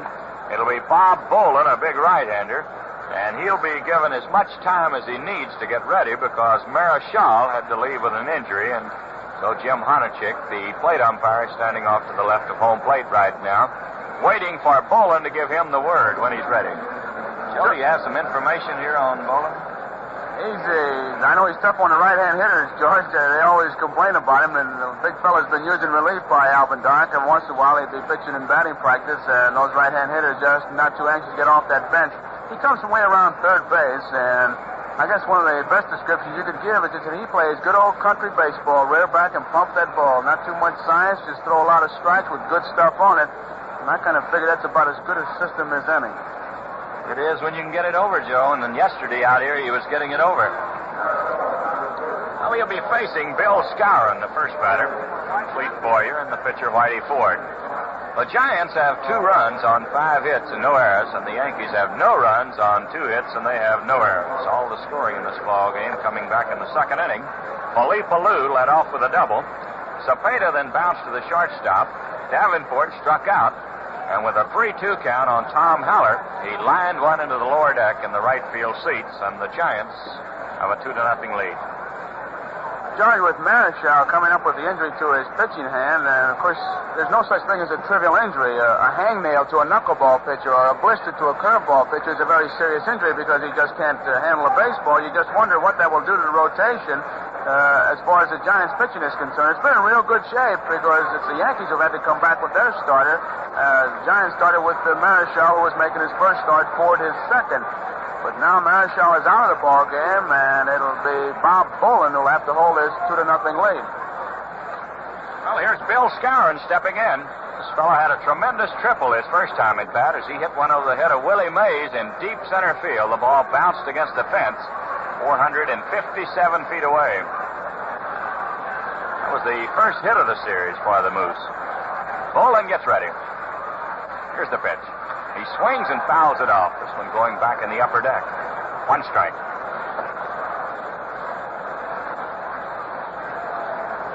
Skowron, Boyer, and Ford will be the Yankee batters here in the 5th inning. Moose right down on the end of the bat, waiting. Here's the 1-strike pitch. Ground ball hit deep into the hole. Pagan has it. The long throw to first. He is safe at first base. Skowron dived into the bag at first. I don't believe he's hurt, but he was trying to get there as fast as he could. He bounced the ball between third and short. Pagan racing over, got it on the big hop, had to turn and make the long throw to first. Not in time to get Skowron. That's his second hit. George, I don't think there's any doubt about it, but the big surprise of this series so far has been the range of Pagan. He has just been tremendous out there. He took a base hit away from Howard, and a ball now hit the hole by Skowron. He just about had him at first base. Here's Cletus Boyer. He swings and hits a high fly ball that is curving foul. It's going to be out of play over behind the Giant dugout. 1 strike to Boyer. Cleats 0 for 1 in this game. He flied to right field his first time at bat. It's a 2-0 ball game. We're in the bottom of the 5th inning. The Giants are out in front. Skowron at first base with no one out. Bolin gets set. Here's the pitch. Strike 2. He got the fastball over. Boyer was ready to bunt. Pulled the bat back and got the call strike. Davenport was playing deep at third base, and Boyer was going to take advantage of it. Cleats had 2 hits in the series. He swings and hits one up the middle. It's into center field. Here's Skowron around second. He's going for third. Here's Mays throwing into second base. Willie started to go to third with it, then held up and threw it into second. So back-to-back singles here in the 5th inning. And the Yankees have runners at first and third with no one out. Well, the Yankees threatening here in the bottom of the 5th. They trail in this ball game 2-0. 2 on, no one out.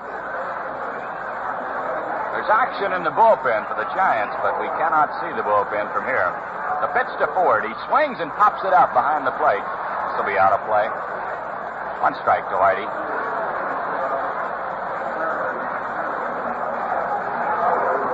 Crossetti, he'll be talking to Skowron going over the play. He wants him to come in on the ground ball to get away from the double play if at all possible. Although it's short and third, they're laying back. Davenport's in close at third, and Cepeda, of course, is holding the base runner close at first base.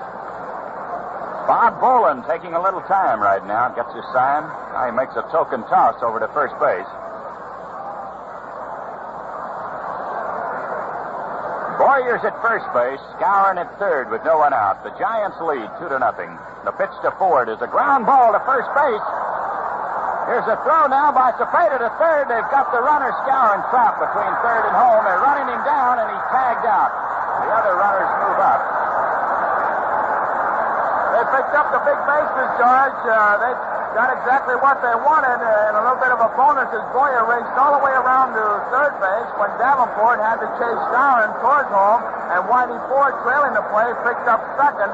So now they've got second and third with only one out. The double play situation has been removed. The sacrifice fly picks up a big run, and the base hit ties it up. So the Yankees, with the ground ball, picked up actually 3 bases in the process. Runners at second and third with one out. Giants leading 2-0. Tony Kubek, the batter. Cepeda almost had a wild throw to third. Davenport had to scoop it out of the dirt. Here's Kubek. He's 0 for 1 in this game. Here's the pitch. Ground ball hit to the third baseman. It gets away from Davenport. Everybody's going to be safe. No run coming in. The runner at third base, Boyer, had to hold on, as Davenport would have been ready to make a play on him. So the bases are loaded with 1 out, as Jimmy Davenport was trying to short hop the ball off the bat of Kubek, and it got away from him. He had to make it on an in-between play. So Bobby Richardson will step in with the bases loaded and 1 out.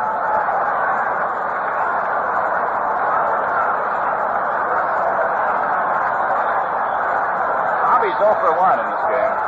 Here's Boland's first pitch. Ground ball foul down the first base line. Bobby checked his swing. Yankees have the bases loaded with 1 out. The Giants lead 2-0. Richardson waiting. Boland ready. Here's the pitch. He swings and hits a ground ball to the second baseman. Hiller steps on the bag, throws to first, to double play.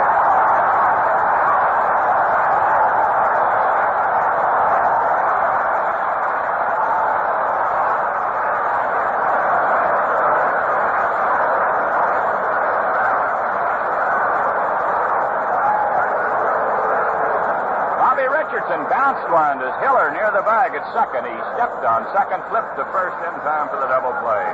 No runs on 2 hits, 1 error in the inning, 2 men left, and the score at the end of 5. The Giants 2 and the Yankees nothing. Well, some fine pitching by Bob Boland there in a jam in the 5th inning as the Yankees had runners at first and third with no 1 out, and he pitched out of it without a run. It's 2-0, the Giants lead as we go into the 6th inning. Willie Mays will lead off, followed by Felipe Alou and then Orlando Cepeda. Big sign on the scoreboard says Marichal injured his right index finger trying to bunt. The pitch to Mays is a ground ball to the shortstop. Kubek has it to flip to first. He's out. Willie Mays goes out, short to first. 1 away, and the batter will be Felipe Alou. Alou has had a double in 2 trips today. He doubled and scored a run in the 2nd inning, hit into a double play in the 4th inning.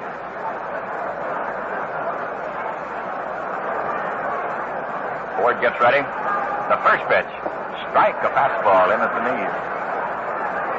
The Giants have 2 runs, 5 hits, and 1 error. The Yankees no runs on 4 hits, and they have no errors.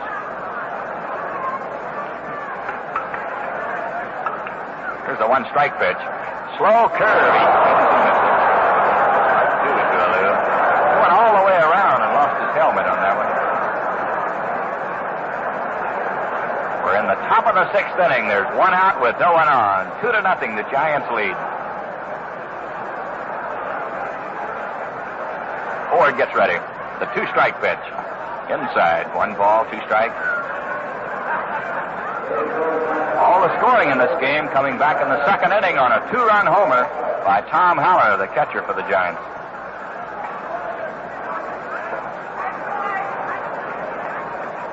Whitey checks the sign. Here's the 1-2 pitch. He swings and hits a bouncer to short. Kubek has it. A long throw to first. He's out. Felipe Alou goes out. Kubek to Skowron. That's 2 down, and the batter will be Cepeda. Orlando bounced to the shortstop in the 2nd inning. In the 4th inning, he flied to right field.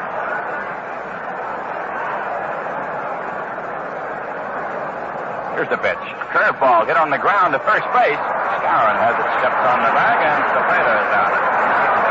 The Giants go out. 1, 2, 3. No runs, no hits, no errors, no 1 left, and the score at the end of the first half of the 6th inning, the Giants 2 and the Yankees nothing. Will you look at that one? What kind is it? That, my friend, is a 63 Dodge. I'll take it. The dependable 1963 Dodge. The beautiful way to go in the low-price field. Dodge is a full 6 inches longer than last year with a broader, lower hood, a canopied roof that extends over the rear window to protect you from the rays of the sun, a longer, deeper trunk, And the 63 Dodge is richly tailored inside. Interior cloth fabrics are made of 100% nylon warp. Steering wheels match 33 different trim color combinations.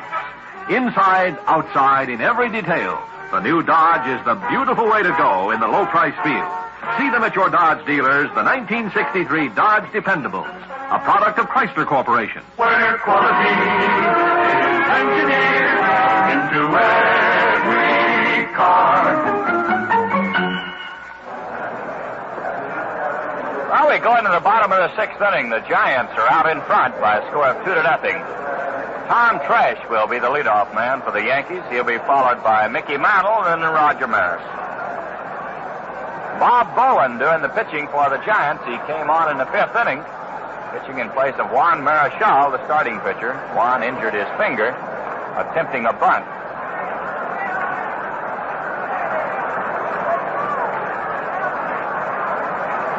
Tresh has had a single in 2 trips in this ball game. Here's the first pitch.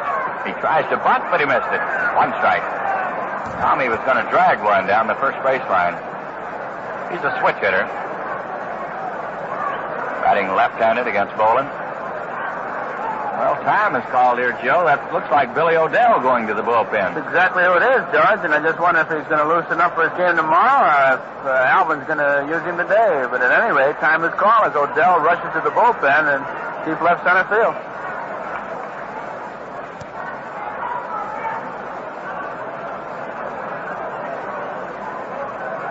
A 1-strike count to Tom Tresh. Bolin ready. Here's the pitch. He swings and misses. Strike 2. Well, this fellow Bolin has thrown nothing but strikes since coming on. He's got a strike 2 count on about 4 batters. Taking a little time now as he looks in. Here's the pitch. Foul ball. This will be out of play. It's coming back in the upper deck. Still strike 2. Even with the 2-strike no-ball count, George, he's around that plate. He's not wasting any to where they can't swing. A 2-0 ball game here in the bottom of the sixth inning. The Giants lead the Yankees. The pitch to Tom Tresh. He swings and misses. That's 1 away, and the batter will be Mickey Mantle. Mickey's 0 for 2 in this game. He struck out both times. Haller moving out to the mound once again, saying something to Bolin, probably reminding him how they plan to pitch Mickey today. This will be Bolin's first time to face Mickey. If he continues the same pattern, it'll be strength against strength. Mantle, a good fastball hitter against Bolin, who has been throwing nothing but fastballs. Here's the first pitch. Change of pace outside. 1 ball, no strike.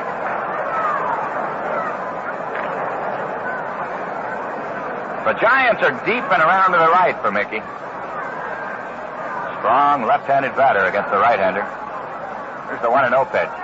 Another change-up. It's outside. Ball 2 and a strike. The first 2 change-ups, Joe, we've seen. He's been burning the fastball, but against Mickey, he has gone to the change of pace.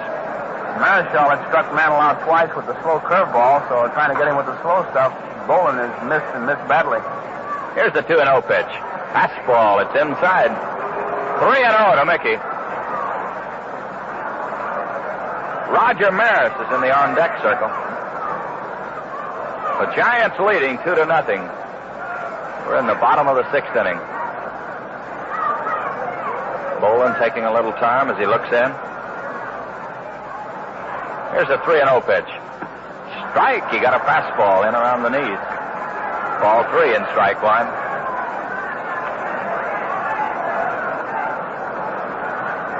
One out with no one on here in the sixth inning. Here's a 3-1 pitch. Outside, another changeup, and Mantle draws a base-on ball. So the Yankees have a runner at first base, 1 out, and Roger Maris the batter. Roger has flied to center and bounced to first base in 2 trips. The attendance just being announced here today, 66,607. 66,607 here today.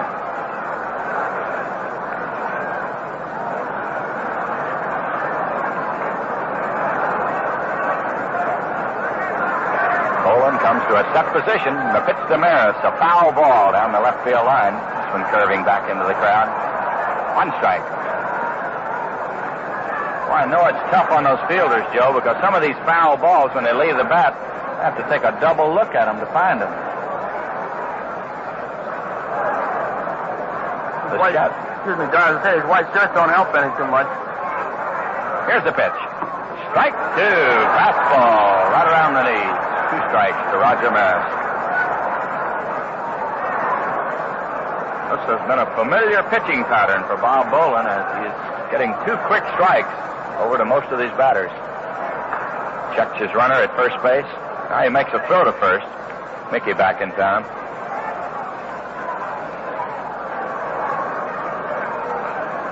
Maris getting out of the box for just a moment. Here's the pitch. Outside, and that one was close. 1 ball, 2 strikes. Well, it's an amazing thing to see these pitchers keeping that ball on the outside part of the plate to these big left-handed batters. Maris, Mantle, looking for something on the inside they can pull into these right field seats. They're just not getting it from the Giant pitchers. There's another throw to first, just a token toss, reminding Mantle that he's keeping an eye on him. Bolin gets set. Here's the pitch. Outside again. 2-2 to Maris. Mantle at first base, 1 out here in the 6th inning. The Giants lead 2-0. Hasn't been much nicking or shooting for the corners. Bolin has just been trying to get that fastball the outside part of the plate. That's the only spot he wants, and he's got a good one.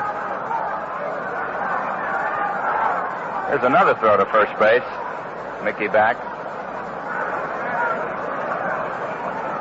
A ground ball to shortstop here would be a base hit. There is nobody in the shortstop position. Davenport is wide of the bag at third. He's between third and short. The pitch to Maris. Way outside with it, but almost got by the catcher. 3-2 to Maris. Now we'll check Mantle to see if he's moving on this pitch. 3-2 with 1 out. Bob Bolin got 2 quick strikes on Roger Maris. Now he's missed with the next 3. He's done it with his fastball. The only pitch he's been able to get in the strike zone has been his fastball. Bob taking a little time as he checks his runner. The pitch. Down low. He walks him. Roger Maris draws a walk. So the Yankees have 2 on with 1 out, and here's Al Dark racing out of the dugout. Bolin has been in a lot of trouble since coming into this game. Yankees threatened in the 5th inning. They had runners at first and third with no 1 out. Later, the bases loaded with 1 out and failed to score. And here in the 6th inning, they have runners at first and second with 1 out. Judge, that base on balls will make that manager do cartwheels at any time, but in that 6th, 7th, and 8th, and 9th inning especially, that's when that base on balls will really make them jump up and down in that dugout. Dark came out of there like a jack out of the box. Elston Howard, the batter. Bolin ready. Here's the pitch. He swings and bounces it foul. This one rolling behind the plate. 1 strike. Ellie has bounced to the shortstop and struck out in 2 trips. Pagan made a great play on him back in the 2nd inning as he drilled one up the middle. Jose raced over, knocked it down, recovered in time to get him at first base. A 1-strike count. Mantle at second base, Maris at first. Here's the pitch. He swings and fouls it back. This one coming back into the crowd. The outfield defense against Howard is a bit unique in that Felipe Alou is pretty much straight away, maybe even shading towards the left field line, while Mays, with a 2-strike count, has taken a couple more steps over towards right center, thinking that Howard will probably cut down on his swing with a 2-strike count. There's a lot of room in left center field. Bolin gets set. The pitch to Howard. He swings and hits a fly ball into right center. Harvey Keene is over there, makes the catch. Mantle tagged up, but held on. Elston Howard flying to Keene, so there's 2 out. And the batter will be Bill Skowron.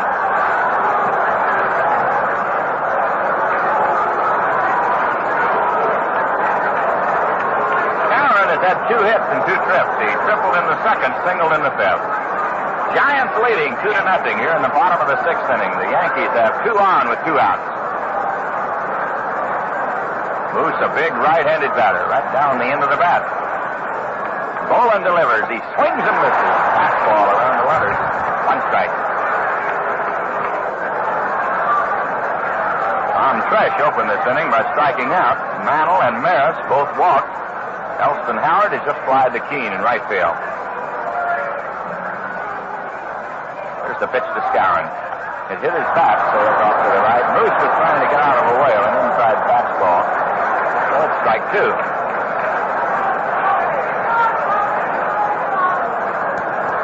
All the scoring in this ball game coming back in the second inning. A two-run homer off the bat of Tom Haller of the Giants. Bob Boland checks the runners. Here's the pitch. Ball way up high with a fastball.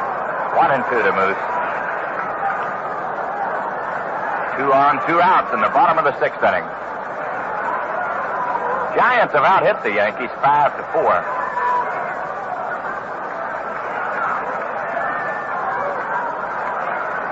Boland takes a little time, gets the sign.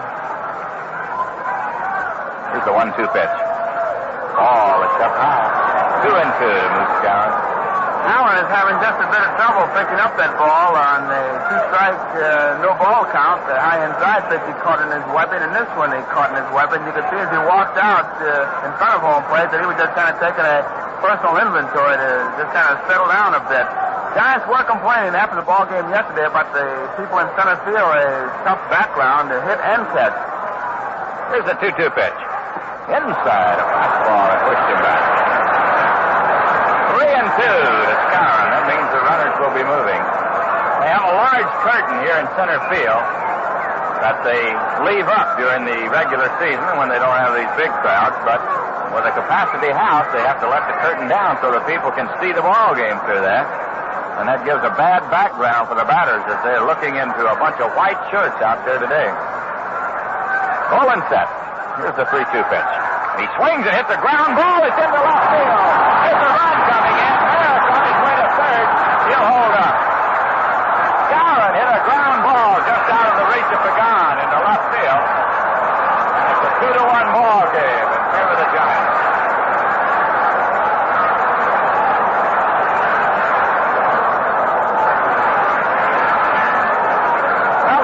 Routine ground ball by Skowron just out of the reach of Pagan. Jose, an all shortstop, plays Skowron well over towards the bag at second because he hits a lot into right field. For most batters, it would have been a routine play, but Pagan just couldn't get it. He dived for the ball, trying to knock it down to save the run, but it went into left field. So it's a 2-1 game. Runners at first and third, 2 outs, and here's Clete Boyer. Boland delivers. He swings and lines it to left field.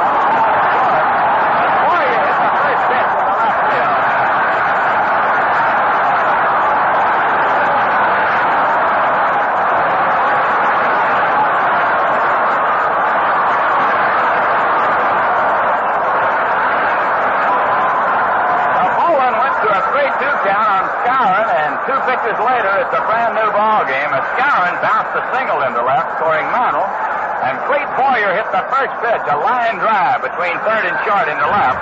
Maris scoring, Skowron stops at second. It's all tied at 2-2, and Joe, I think we're going to get a pitching change. Looks that way. Alvin Dark is out there, and George, how many times have you heard it on the bench? I know I've heard it a zillion times. I've had to try to explain it a few million times about the base on balls from the fifth inning on, and they've come home to really haunt here as the base on balls to Mantle and the base on balls to Roger Maris. The 2 runs are up on that scoreboard.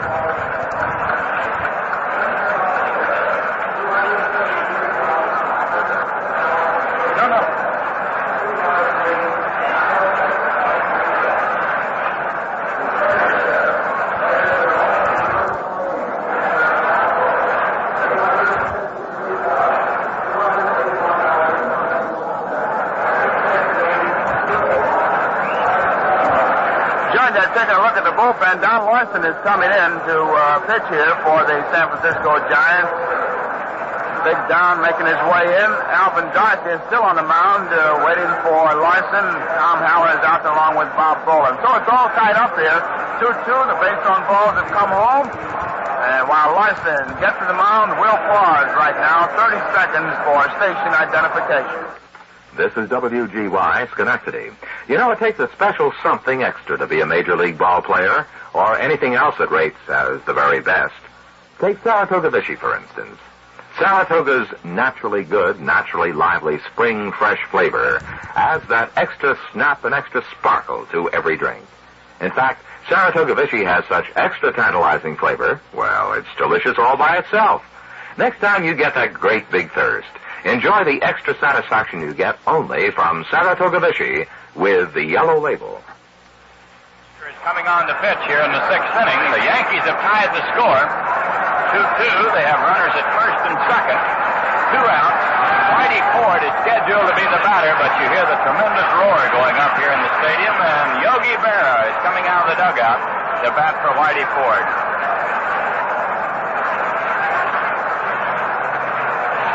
Yogi played in the second game of this World Series, replacing Elston Howard, who injured his wrist sliding home in the first game. That's the only action Yogi has seen in the series. He'll be coming on to bat with runners at first and second. 2 outs in this ball game, all tied at 2-2. Larson relies heavily on that slider, and Yogi, a good inside hitter. And look at that infield, George, playing way back on the right side, hoping to knock that ball down to prevent Skowron from scoring. Don Larson looking in. Big fellow was in the ball game out here yesterday for the Giants. The pitch to Berra. Ball outside. 1 ball and a strike.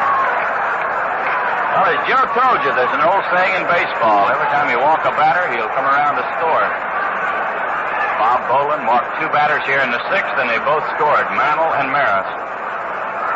Singles off the bat of Skowron and Boyer, driving in the runs. Larson checks his runners. The pitch to Berra. He swings and fouls it off. This one going into the upper deck beyond the Giant dugout. 1 ball, 1 strike. The Yankees 2 and the Giants 2. We're in the sixth inning. Juan Marichal started this game for San Francisco. He injured his finger in the 5th inning. He had to leave. Bob Boland came on in the 5th. And now Don Larson relieving him here in the 6th inning. And we just received word that Billy O'Dell, a left-hander, has been throwing in the bullpen. Billy is scheduled to pitch tomorrow for the Giants, but he's throwing today. Jim Coates is throwing in the Yankee bullpen. Here's the pitch. Ball outside. Ball 2 and strike 1. We'll be getting a new pitcher for the Yankees in the 7th inning. It's a 2-1 count to Yogi Berra. Boyer's at first base, Skowron at second with 2 outs. All tied at 2-2. Larson taking a lot of time. Here's the 2-1 pitch. Curveball is up high, way up high. 3-1 to Berra. Yogi out of the box checking with Garcetti. But I would imagine it's just routine, Joe. The green light is on. Listen, I think if Garcetti would give him the take sign, Yogi'd go into a dead faint right in the batter's box, George. I think he just looked out of curiosity to see what was going on down at third base. Just kind of probably winked at Garcetti and say, yeah, okay, Crow. Yogi right down on the end of the bat, waiting. Here's the 3-1 pitch. Curveball. Did he swing? He did, but Jim Hunter. Yogi doesn't like to call on it. He whirled and said something to Hunter. He wanted to know why, whether it was a call strike or whether he swung at it. Yogi started to swing, and Larson came up with quite a pitch, a right-up curveball. Yogi, you could see, was looking for the fastball. He about left his shoes and tried to hold up, and Hunter called it a strike. You know, that was a big pitch for Larson, because now, after he curved him on the 3-1, Yogi don't know on the 3-2. He might throw another curve, change of anything. You set him thinking, all right. Well, the runners will be moving, that's for sure. 3-2 and 2 outs. Larson ready. Here it is. Curveball. It's outside. Berra draws a base on ball, so the bases are loaded. With 2 outs, and the batter will be Tony Kubek. Tony has walked, flied to center, and safe on an error. He's 0 for 2 officially. The Yankees have picked up 2 here in the 6th inning. It's all tied at 2-2. They're still threatening with the bases loaded. Don Larson, a big right-hander, looking in to get the sign. The pitch to Kubek. He swings and misses on a curveball. One strike. Tony's a tall, slender, left-handed batter. Spent most of this season in the Army, getting out in early August.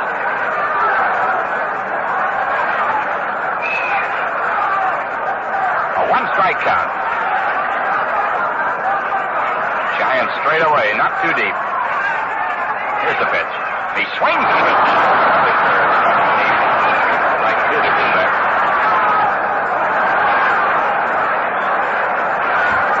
Well, we'll have a new pitcher for the Yankees in the seventh inning. Yogi Berra batting for Whitey Ford. Ford cannot be the losing pitcher in this game, and he could be the winning pitcher if the Yankees should pick a run up here and stay in front. Larson ready. Here it is. Outside. Fastball, low and away. 1 ball, 2 strikes. Berra's at first base. Boyer at second. Skowron at third with 2 outs. 1 ball, 2 strikes to Kubek. Tony waiting on Larson. Here's the pitch. Curveball hit on the ground to the second base. Cepeda cuts it off. Here's the throw to Larson. He does. Miller was ready to field that one. Cepeda cut in front of him. Threw it off on the big hop. Turned and threw to Larson. In time for the out on Kubek. 2 runs in the inning on 2 hits. No error. 3 men left. And the score at the end of 6. The Yankees 2 and the Giants 2. Have you heard about the automobile industry's first 5-year or 50,000-mile warranty? 5 years? 50,000 miles? That's right. It's the warranty now offered on 1963 Chrysler Corporation cars. What does it cover? It covers the powertrain of your car, the expensive parts to repair or replace. Sounds terrific. It's the most significant warranty ever offered on an automobile. Your dealer will be glad to explain his new warranty, another first from Chrysler Corporation. Stay tuned for details later in this game. Well, at the end of 6, the Yankees have 2 runs on 6 hits and no errors. The Giants have 2 runs on 5 hits, and they've made 1 error. The error did not contribute to the scoring in this ball game, although it put the Giants in a hole back in the 5th inning.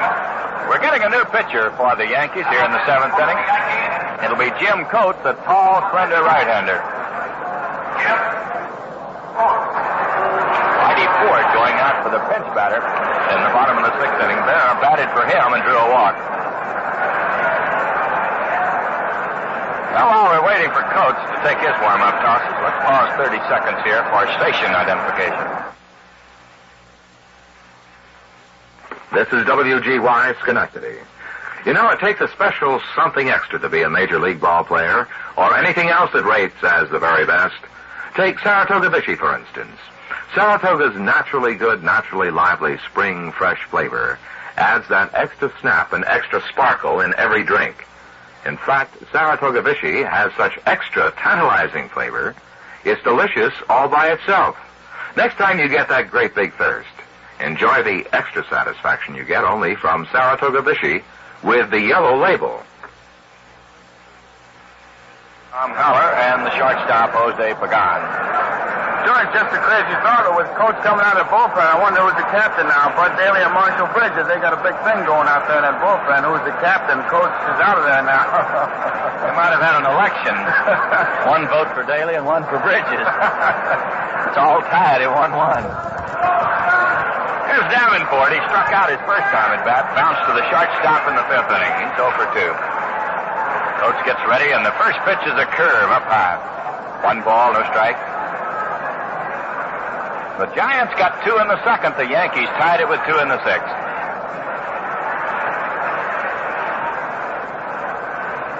Jim taking the long look in. Here's the 1-0 pitch. Fastball is down low. A ball 2 and a no strike count. Well, the starting pitchers have departed the scene. Juan Marichal for the Giants and Whitey Ford for the Yankees. Pitchers of record right now, Jim Coates for the Yankees and Don Larson for the Giants. Here's the 2-0 pitch. Ball, it's inside, so it's 3-0 to Davenport. The big catcher, Tom Haller, is in the on-deck circle.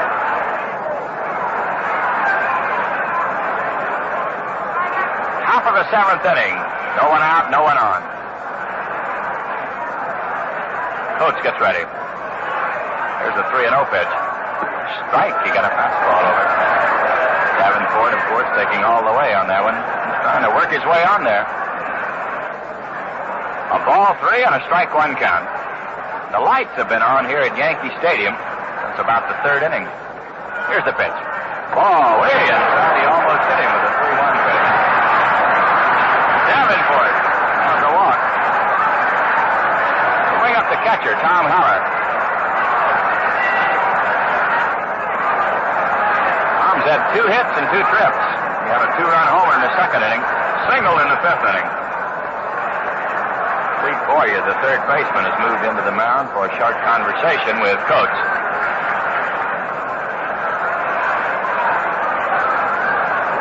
Boyer's in close, but I would imagine the Yankees are not looking for the bunt. Here's a strike. Fastball over the outside corner. With the 8th and 9th place hitters coming up for the Giants, Boyer is just being careful. He is in close. Kubek and Richardson playing back. Skowron holds against the runner at first base. Jim checks his runner. Here's the pitch. Slow curve hit on the ground. It is foul. Skowron fielded the ball, stepped on the bag. He was going to throw down to second. Al Barlick said it was just outside the line. That was a tailor-made double play for Skowron. But he reached across the line, so it's a strike 2 count.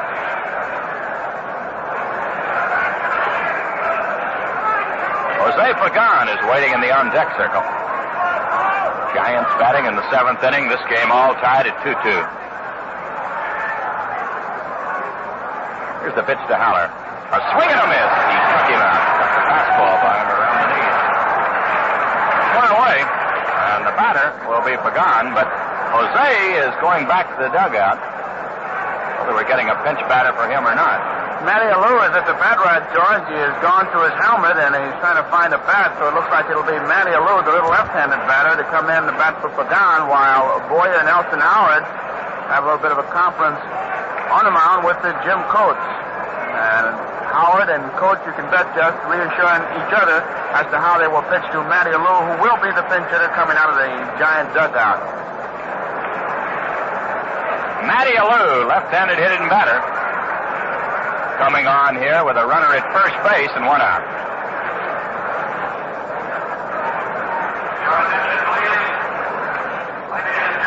Matty got into yesterday's ball game.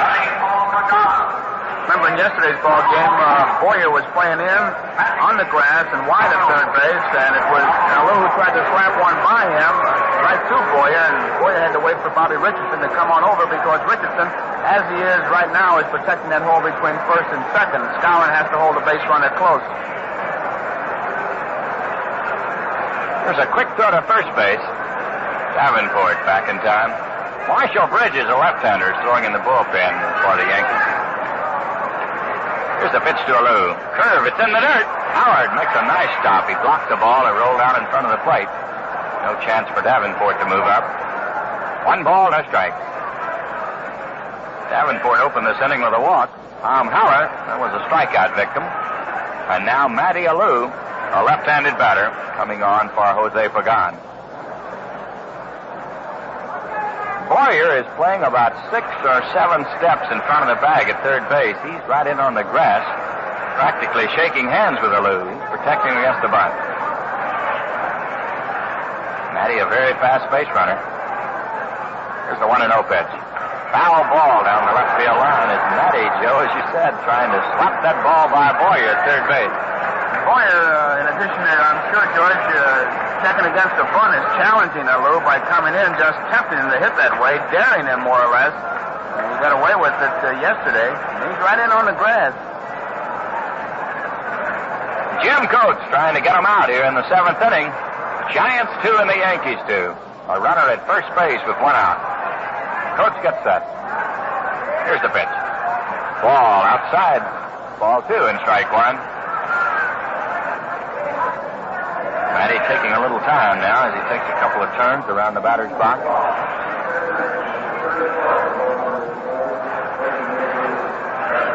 In case you joined us late, the Giants got 2 runs in the 2nd inning. The Yankees picked up 2 in the 6th.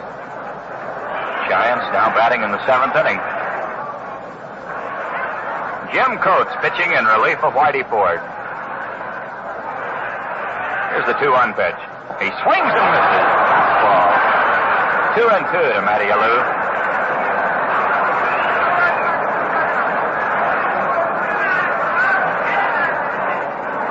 Sort of a war of nerves going on here between Alou and Coates. Matty taking a lot of time between pitches. As he gets ready, then Coates is off the rubber. Boyer checking with the dugout as to where they want him to play. He just dropped back and wide of the bag. Jim gets set. Here's the pitch. Ground ball down the left field line by Boyer. It's going to be trouble. Here's Alou on his way to second. Davenport to third base, and he'll hold up at third. As Matty Alou bounced one by Boyer at third base down the left field line. And the Giants have runners at second and third with one out. George, with 2 strikes, he dropped back and went wide on instructions from the dugout, and that's where Matty Alou hit it, between Boyer and the bag. And looks like Ed Bailey is coming out of the Giant dugout. He'll be the pinch hitter for the pitcher Larson. You're right, Joe. Here's Ed Bailey coming out, swinging a couple of bats. He's going to be batting for Don Larson. And the Giants are threatening here in the 7th inning. 2 on with 1 out. There's Ralph Houk, the Yankee manager, bouncing out of the dugout. He might bring a left-hander on, Joe. He's had him warming up, and he waited until Bailey was announced before he came out of that dugout, and the way he's walking out there. He's going to make a move, George. He's indicated he wants the left-hander to be brought in, and Marshall Bridges has been warming up.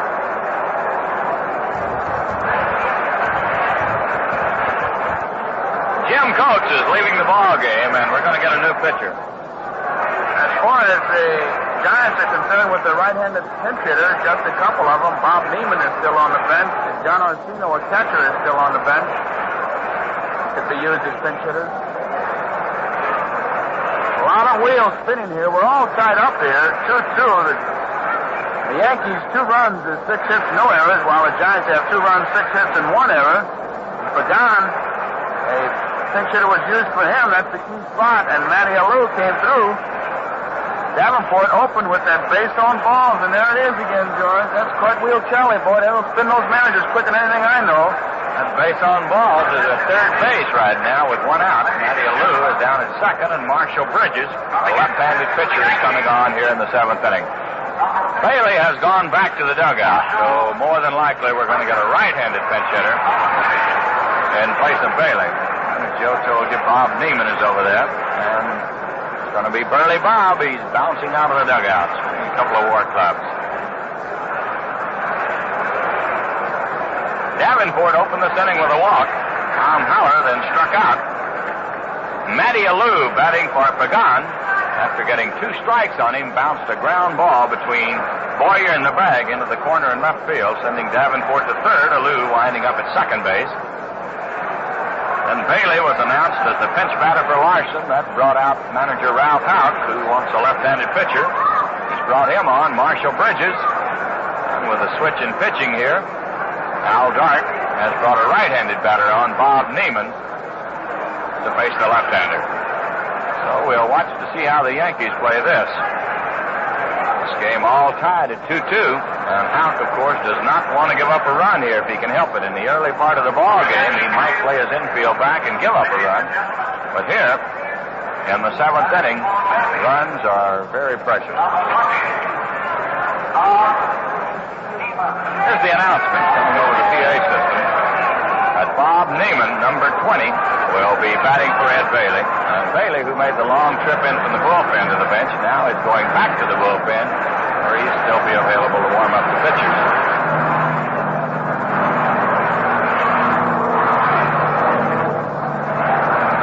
Well, Bridges has completed his warm-up tosses. We're ready to go. Boyer is playing in close at third base. Skowron is in close at first. And they're going to give the intentional pass to Neiman. That was the reason for the delay.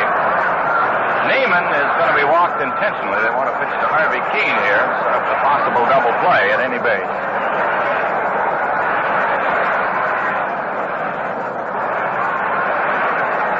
Bridges getting ready.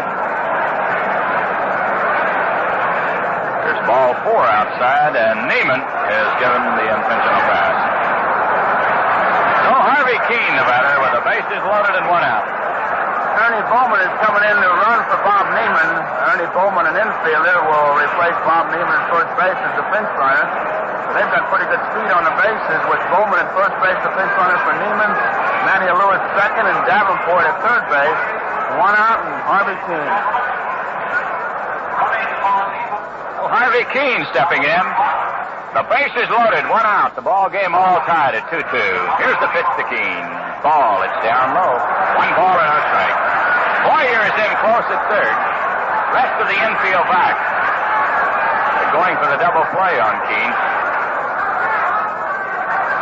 Marshall getting ready.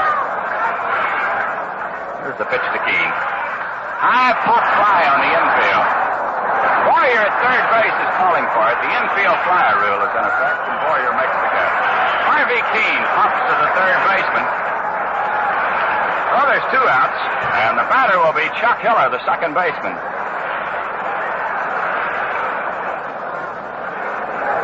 Chuck's 0 for 3 in this game, all against Whitey Ford. He lined to the shortstop, bounced to second, and struck out with the bases loaded in the 5th inning. So Bridges relieves the situation a little bit for the Yankees, hitting Keene on the pop-up. Now he's facing the left-handed hitting second baseman. Here's the pitch. Hiller swings and misses. He tried to check it, but Marichal said he'd gone too far. 1 strike.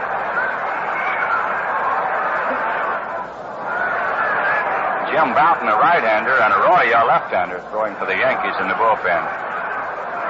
Here's the pitch to Hiller. Way outside, a nice stop by Elston Howard. One-handed pickup. 1 ball, 1 strike. The Giants have loaded the bases here in the 7th inning. There's 2 outs. Marshall Bridges trying to get him out. Checks his sign with Elston Howard. Here's the 1-2 pitch. He swings at a long bounce to right field. It's well hit. Muse back at the fence. It's gone.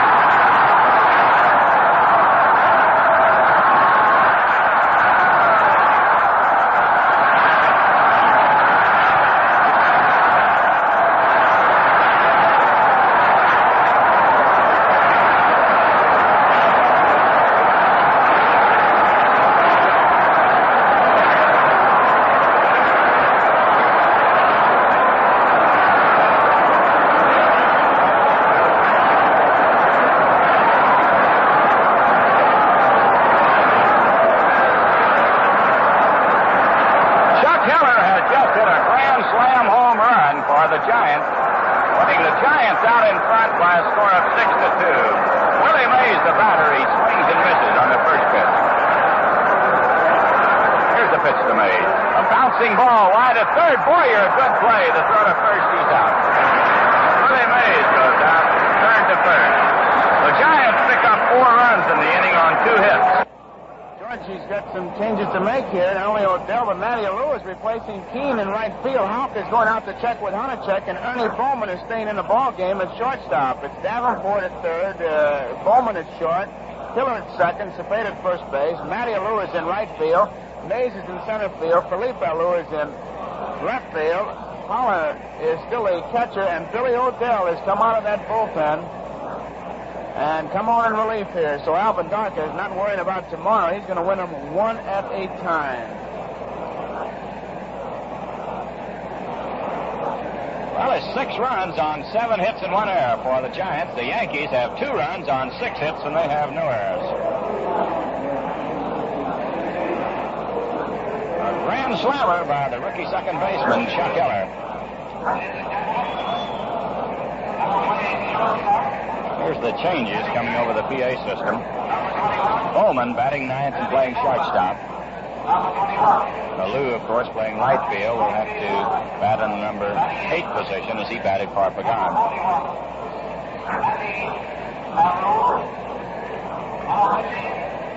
And Billy Odell will bat in the catcher's position. Here's the pitch to Bobby Richardson. He bunts, it's foul, coming back into the stands. 1 strike. Richardson, Trash, and Mantle will be the Yankee batters here in the 7th inning. They trail by 4 in this ball game. Odell was the starting pitcher in the first ball game for the Giants. Delivers. Here's a fly ball hit to right. Alou going over. He's there. Makes the catch. Bobby Richardson flies to Alou in right field. One out, and the batter will be Tom Tresh. Tom will be batting right-handed against the left-hander Odell.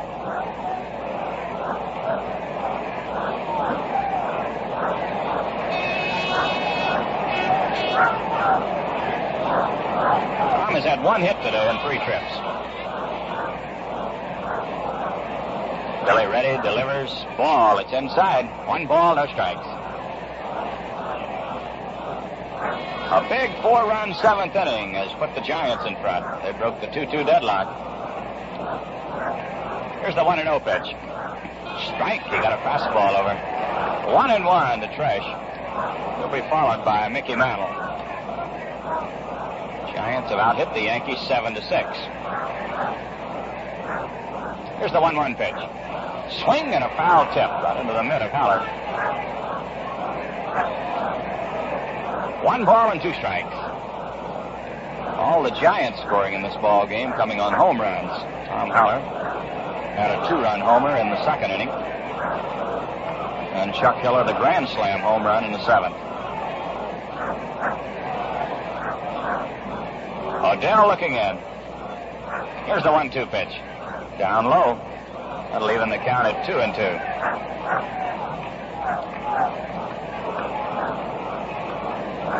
We're in the bottom of the 7th, 1 out with no one on. Odell shaking off a sign before he gets one he likes. Here it is. High pop fly down the right field line. Here's a Lou, and Hiller there, and Hiller makes the catch.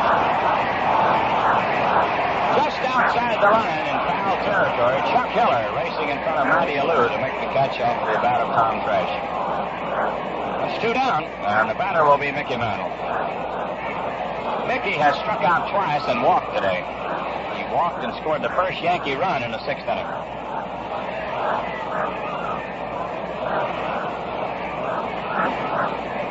Odell delivers a fastball. He pops it up on the infield. Cepeda at first base is calling for it. He's got it in the center. Mickey Mantle pops to first base. No runs, no hits, no errors, no one left. And the score at the end of 7 full innings of play, the Giants 6 and the Yankees 2. Here's Cepeda to lead off in the 8th inning. He bounces it foul. Correction, Felipe Alou leading off here in the 8th inning. A 6-2 ball game. The Giants out in front. Marshall Bridges doing the pitching for the Yankees. The pitch to Alou. Curveball. He hits it on the ground to second base. Bobby Richardson has it. The throw to first. He's out. Alou goes out. Second to first. That'll bring up Cepeda. Orlando's 0 for 3 in this game. Bounced to short, flied to right, and bounced to the first baseman. 6-2. Giants lead the Yankees in the 8th inning. Bridges delivers. Ball. It's down low. 1 ball, no strikes.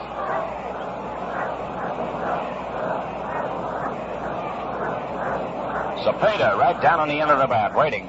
The pitch. There's a high pop fly. It'll be out of play. This one coming back in the upper deck. 1 ball, 1 strike.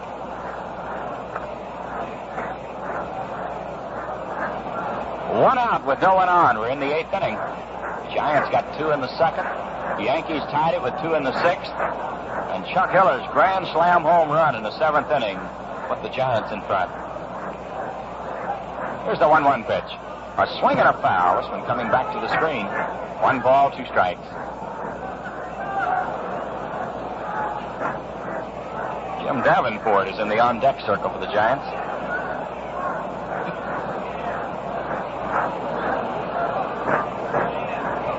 Bridges ready. The pitch.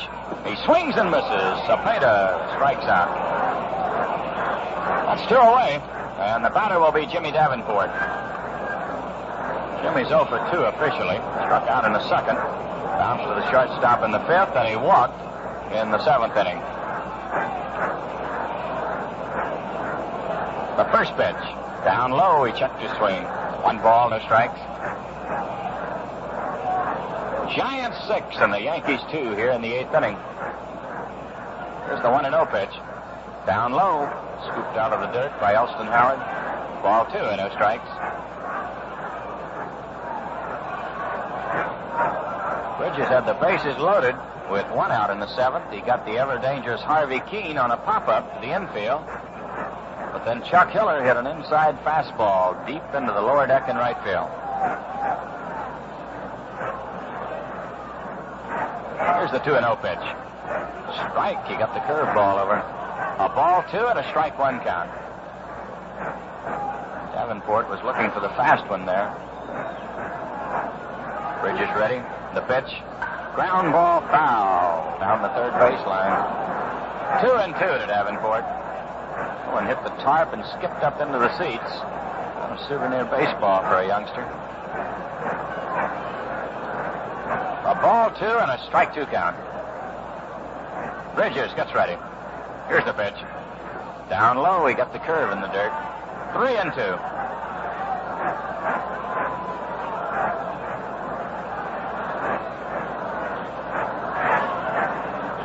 Bridges checks the sign. The pitch to Davenport. Outside, he walked him. Jimmy Davenport draws a walk. We'll put a runner at first base with 2 outs. And the batter will be Tom Haller, the catcher. Tom's 2 for 3 in this game. He had a 2-run homer in the 2nd inning, singled in the 5th, and he struck out in the 7th inning.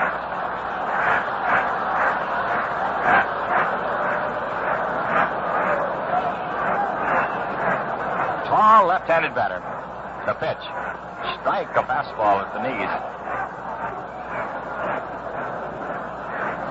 Yankees deep and around to the right for Howard. Bridges gets set. The pitch. Down low. 1-1. Skowron holds against the runner at first base. Everybody else back on the infield.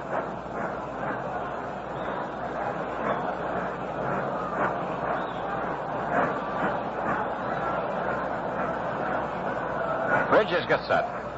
Here's the pitch. Strike 2. He checked his swing. Fastball caught the outside corner. 1 ball, 2 strikes.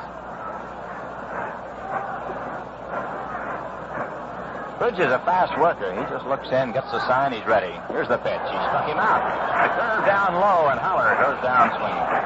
No runs, no hits, no errors, 1 man left. And the score at the end of the first half, the 8th inning, the Giants 6 and the Yankees 2. Madge, there's one now. One what? The new compact Dodge Dart. Oh, little Bill sees that. It's the new family-size, family-priced compact, the 1963 Dodge Dart, one of the Dodge dependables, featuring roomier design, more space for storage under its uncluttered rear deck, ample headroom for you under its clean, flat roof. And there's traditional Dodge luxury and dependability in every inch. Roof headlinings are made of perforated vinyl to absorb sound. New bumpers are beefed up for more protection. And Dart's standard 170 cubic inch engine, engineered by Chrysler Corporation, will deliver power and performance unmatched in its class. See the compact dependable, the 1963 Dodge Dart, a product of Chrysler Corporation. Where quality is engineered into every car. Now we move along into the bottom of the 8th inning. The Giants out in front 6-2. Roger Maris will be the leadoff man. He'll be followed by Elston Howard, then Bill Skowron. Rog is 0 for 2 in this game. He flied to center and bounced to first base. In the 6th inning, he drew a walk. He'll be facing Billy Odell for the first time. Billy gets ready, and here's the first pitch. Fastball is too high. 1 ball and no strikes. Once again, the Giants have gone into the shift against Maris. 3 infielders on the right side. A 1-0 pitch. Strike. He got a fastball over. 1-1 to Maris. Rod's wanting Honachik to have a look at the baseball. Jim puts it out of play. They're putting new baseballs in, but both catchers are rubbing them up again, and they're getting spots on them for their pitchers, so if they get away with some pitches, they're doing a pretty good job of it. Here's the 1-1 pitch. He swings and misses. 1 ball, 2 strikes.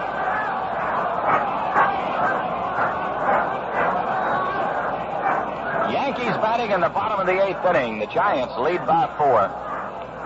Billy O'Dell pitching in relief for San Francisco. Checks his sign. Here's the 1-2 pitch. Down low. 2-2 to Maris.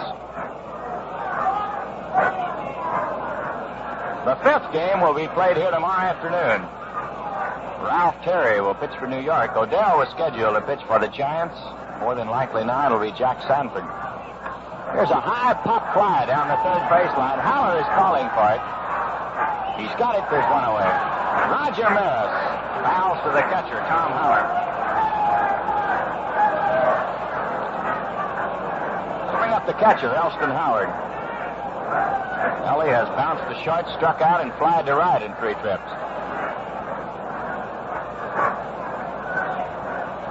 O'Dell has put down 4 men in a row since coming on in the 7th inning. The pitch to Howard, a swing and a miss. 1 strike. Billy is just blazing the fastball. He has thrown very few curves. Left-hander gets ready. Here's the pitch. Inside, he pushed him back with this one. 1 ball, 1 strike.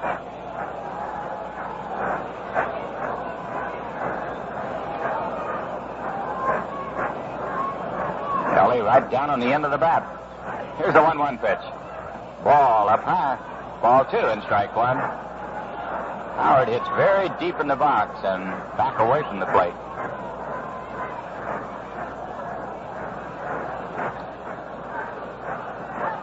We're in the bottom of the 8th inning. 1 out with no one on. A ball 2 and a strike 1 count to Elston Howard. O'Dell delivers. Here's a bouncing ball hit slowly to the shortstop. Bowman has it to throw to first. He's out. Howard goes out, short to first. That's 2 down, and the batter will be Bill Skowron. The Moose has had 3 for 3 today. Tripled in the 2nd inning, singled in the 5th, and again in the 6th inning. He drove in the first Yankee run in the 6th inning.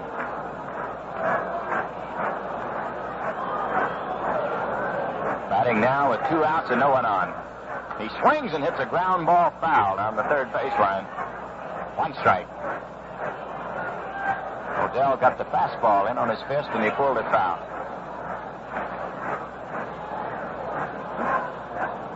Here's the pitch. Ball up high. 1 ball, 1 strike.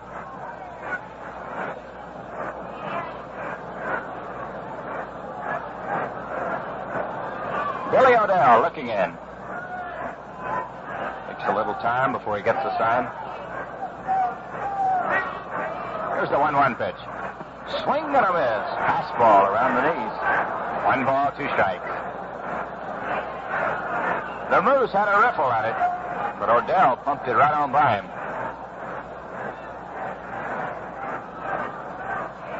Giants are deep for Skowron, playing pretty much straight away.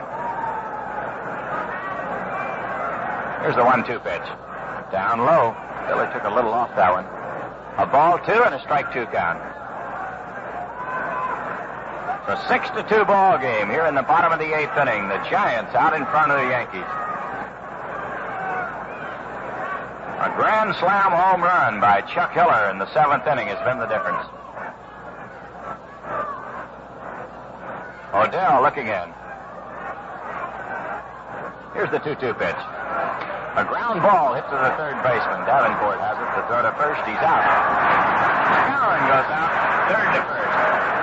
No runs, no hits, no errors, no one left. And the score at the end of 8, the Giants 6 and the Yankees 2. Hey, isn't that a beauty? What kind is it? That's the new compact Dodge Dart. No fooling.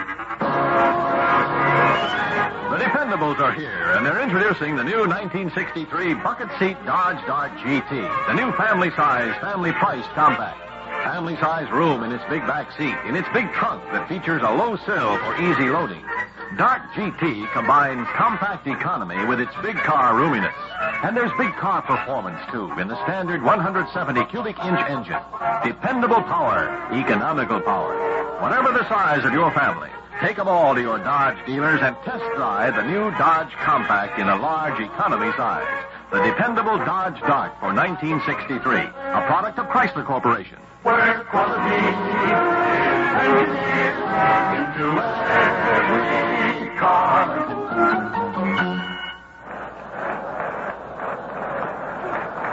Well, it's the ninth inning here at Yankee Stadium. The Giants out in front 6-2. Matty Alou will be the leadoff man. He'll be followed by Bowman. Here's the first pitch. Strike. He got a curveball over. One strike to Matty Alou. And the pitcher, Billy Odell, will be the third batter. Here's a curve outside. 1 ball, 1 strike. Alou had a double his only time at bat. That was in a pinch hitting role in the 7th inning.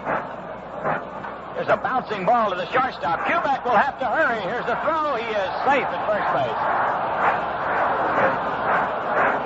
A high hopper to the shortstop, and Alou beat it out for an infield single. Kubek made a good play. He rifled the ball over to Skowron, but not in time. That little Matty Alou can really run, George. Once that ball got up as high as it did, you knew it was going to be tough for Kubek. If he gets away from that plate in real good shape, and with that extra speed that he has, it's a real job to try to get him. Ernie Bowman, the shortstop, stepping in. Little right-handed batter. Here's the pitch. Ball down low. He squared around, ready to bunt. 1 ball and no strikes. A runner at first base with no one out here in the 9th inning.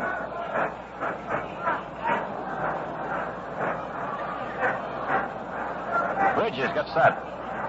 Here's the pitch. There goes the runner. Here's a foul ball. It'll be out of play.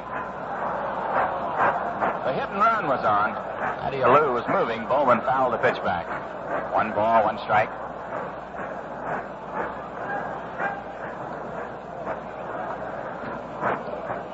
Ernie out of the box right now, checking with Whitey Lockman at third base. Here's the pitch. He swings and hits a fly ball into shallow right field. Maris racing in over near the line is there, and he makes the catch. Bowman out on the fly to right.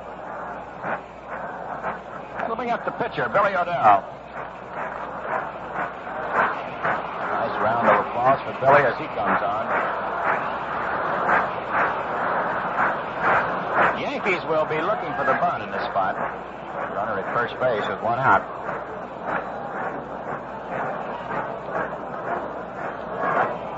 Here's a throw to first base. Alou back in time. Boyer is creeping in from third base. He's ready for the bunt. Bridges ready. Here's the pitch. Strike. He got the curveball over. Billy squared around, ready to bunt, pulled it back. 1 strike. He better make sure he gets to Skowron. I don't think that they can advance if they punch it down the third base line. Cleat Boyer really charging hard. And the way Whitey Lockman's going to do some size, maybe trying to set up a switch here, but Boyer doesn't believe it. He's still in very close. A 1-strike count to Odell. Bridges ready. The pitch. He bunts and missed it. Billy trying to push it down the first base line. Missed the ball, so it's a 2-strike count. Skowron is charging in, but he has to come late as he's holding against the runner at first base. Of course, Boyer has nothing to do but move in on top of him, and Cleat is still playing for the bunt as he continues to come in close. Here's the pitch. Ball down low. He was ready to bunt. Pull the bat back. 1 ball, 2 strikes.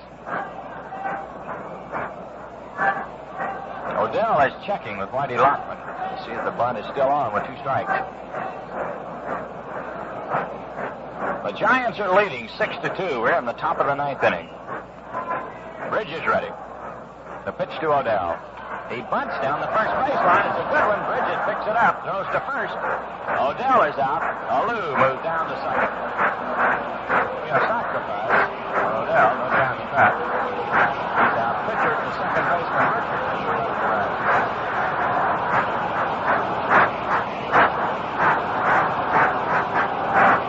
Runner at second base. 2 down, and here's Chuck Hiller getting a nice round of applause. This youngster had a grand slam home run in the 7th inning that broke a 2-2 tie.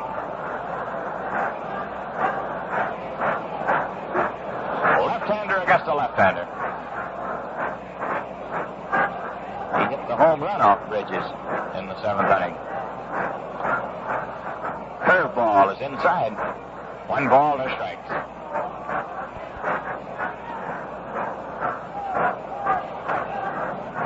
Marshall checks the sign. Here's the 1-0 pitch. He swings and hits a ground ball slowly towards second. Bobby Richardson throws to first. It's in third. And it goes into the Yankee dugout. Alou comes in to score. Bobby Richardson had to hurry the play on it. The ball was not hit hard. He threw it in the dirt. It skipped by Skowron and went into the dugout. Alou comes in to score. And Hiller goes down to second. That makes it a 7-2 ball game. It'll be a single for Hiller and an error on Richardson. A hit and an error. No run batted in. The batter is Willie Mays. Richardson delivers a curve. He fouls it back. 1 strike. Willie's had 1 hit today and 4 trips. A single back in the 4th inning. The Giants lead 7-2 here in the 9th inning.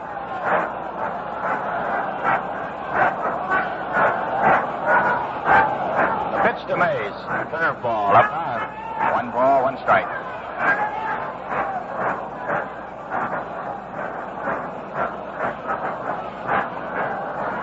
Giants now have 9 hits off Yankee pitching. That's the first Yankee error. Here's the pitch. Willie swings and misses. 1 ball, 2 strikes.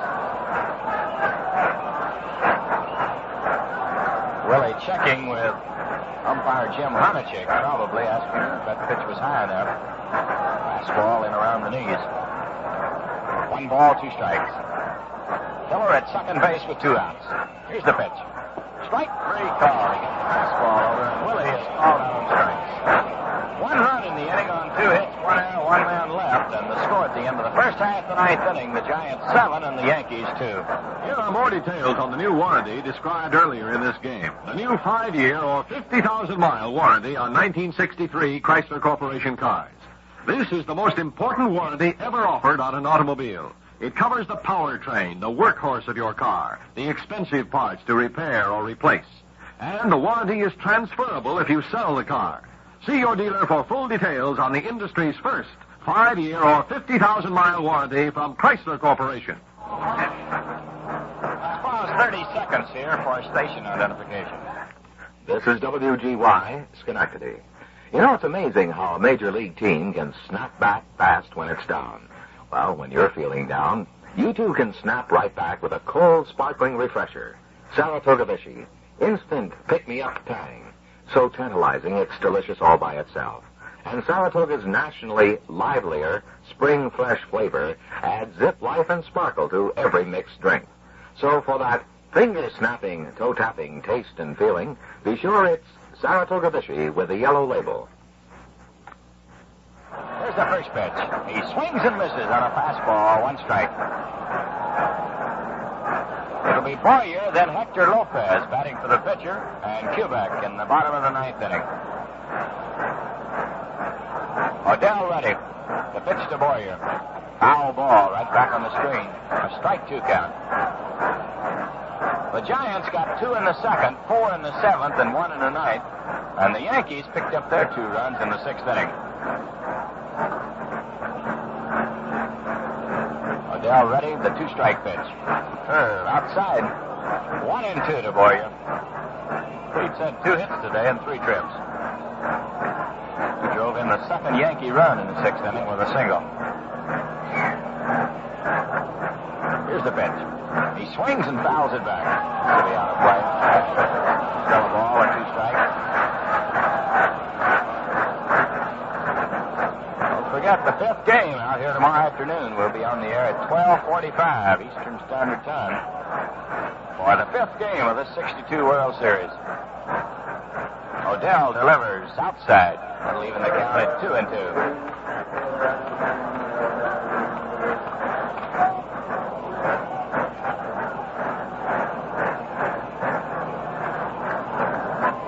Here's the 2-2 pitch. Curve, it's up high. 3-2 to Boyer.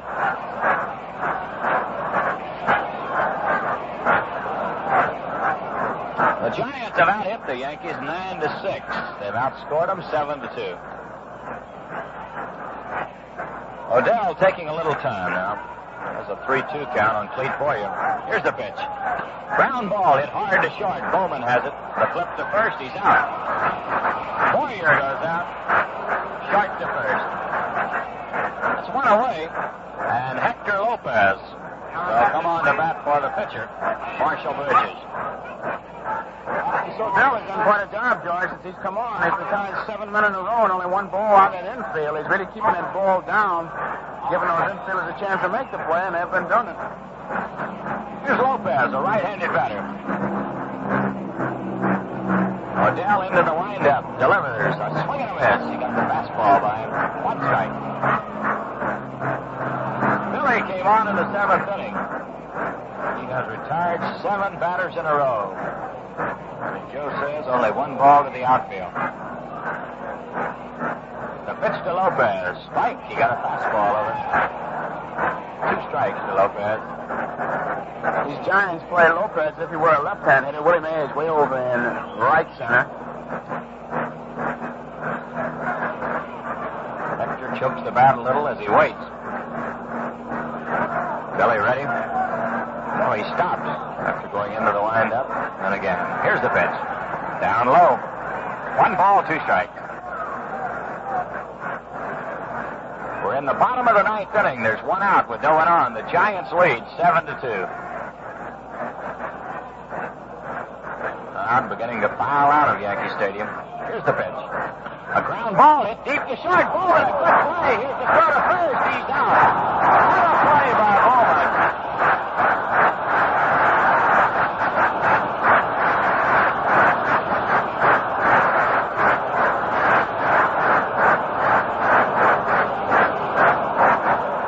Well, we've seen Pagan perform miracles around shortstop for the Giants, but Ernie Bowman just came up with a sparkler.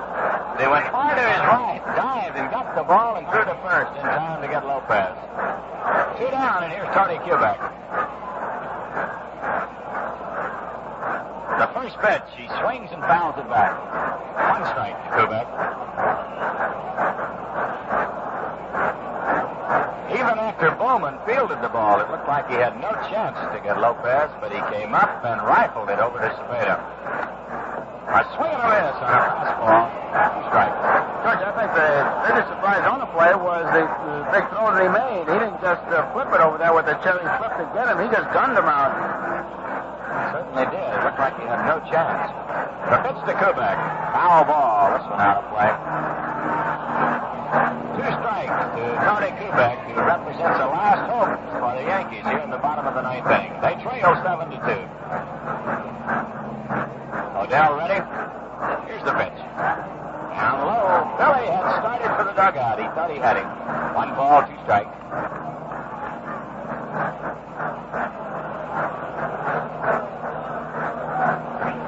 Billy taking a little time right now. Checks his sign with Tom Haller. Here's the pitch. There's a fly ball down the left field line. If it stays fair, it's foul. That could have been trouble. Just outside the line, and then it bounces into the seats. Still 1 ball and 2 strikes to Tony Kubek.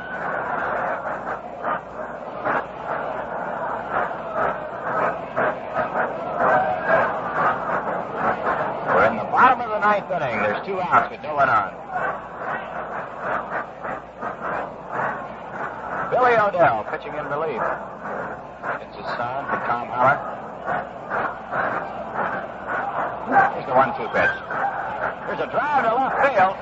Lou's going to play it on the first hop, and Kubek is on with a single. A line drive into left field. Lou started in and pulled up short and played it on the first hop. The first hit given up by Odell.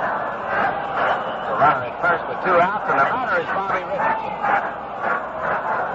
Bobby's 0 for 3 today, and a walk back in the 3rd inning.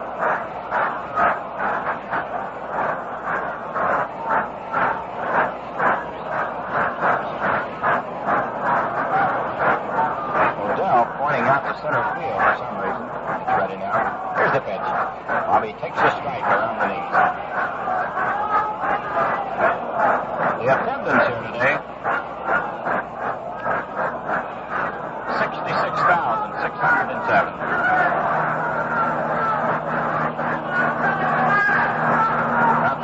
called as Haller goes out to the mound for a conference with Odell. With 2 outs, you can bet they're not going to try to get cute, and Haller just wants to make sure that they are going to stay right on the straight and narrow and just throw strikes. They big 5-run lead. Go out and get the hitter.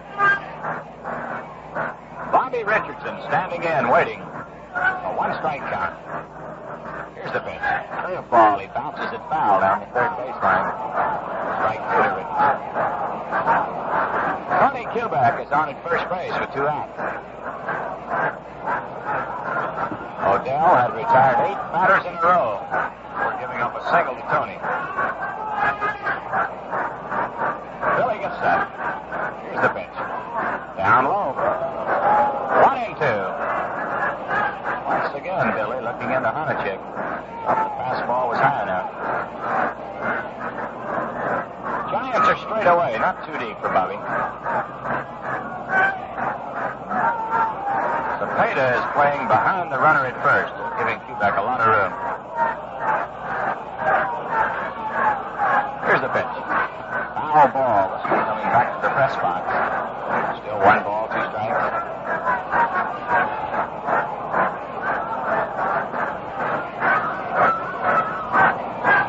Well, it's been a beautiful afternoon here in New York. We will have weather just like this for the 5th game tomorrow. The final game in Yankee Stadium. A 1-2 pitch. A foul ball bouncing behind the plate.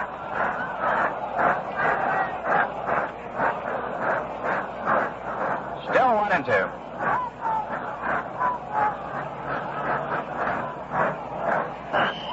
Big sign on the scoreboard says standing room tickets for the game tomorrow on sale right now. Odell delivers a curve outside. He pulled the string on that one. Got it off the corner. A ball 2 and a strike 2 count. That's as far as he wants to go right here. You can see Haller kind of shake his fists as if to say, give me a strike now. Billy gets ready. Here's the 2-2 pitch. Outside. 3-2 to Bobby. Tom Trice is in the on-deck circle.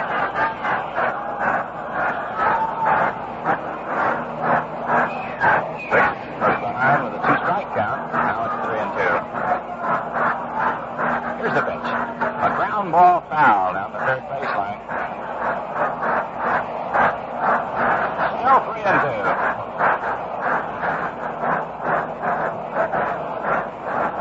Kubek, of course, moving on the pitch. 3-2 and 2 outs.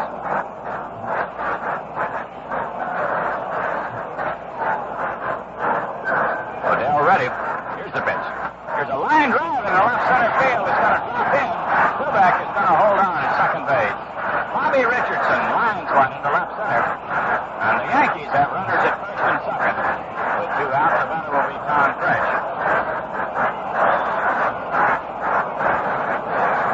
Fresh has had 1 hit today and 4 trips. Once again, Haller has moved out to the mound for a conference with Odell. Billy got the first 2 batters here in the ninth. He gave up a single to Kubek. And on a 3-2 pitch, Bobby Richardson lined one into left center.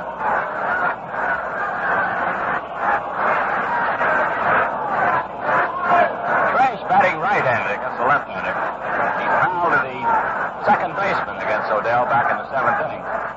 Picks one up high. 1 ball, a strike. Want to start some action in the bullpen for the Giants. A little flurry down there. Billy checks the sign. Here's the 1-0 pitch. Strike. He got a fastball over it.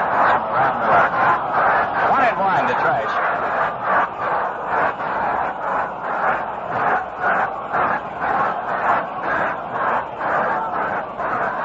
Tommy didn't like the call on that one. He's out of the box right now.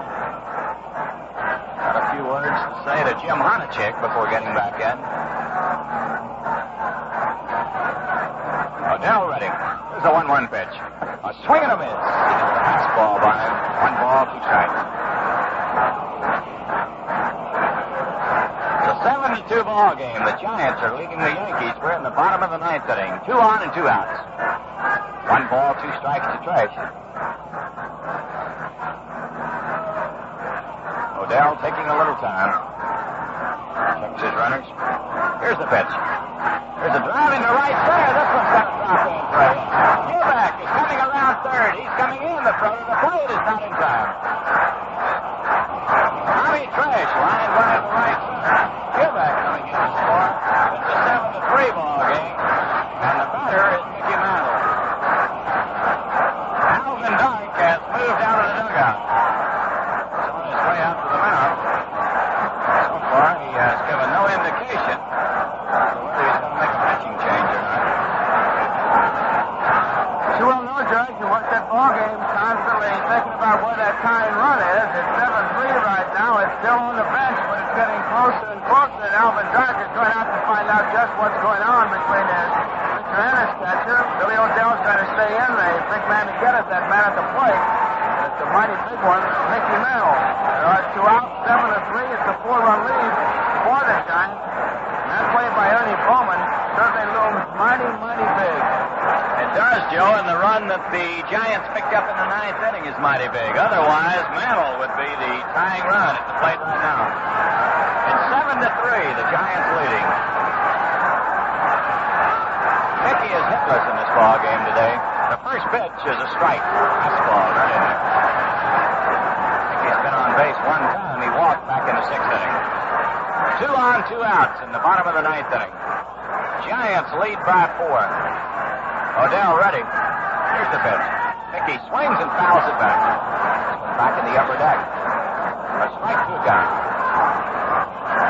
Kubek, Richardson, and Tresh coming through with singles after the first 2 batters had been retired here in the bottom of the 9th inning.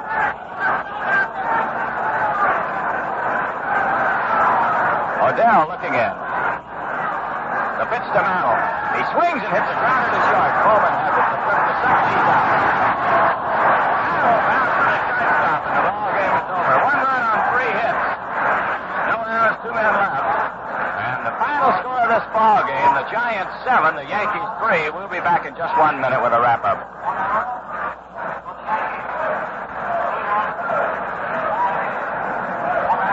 7 runs, 9 hits, and 1 error. That's the line score. 3 runs, 9 hits, and 1 error for the Yankees. That's the line score for the losers.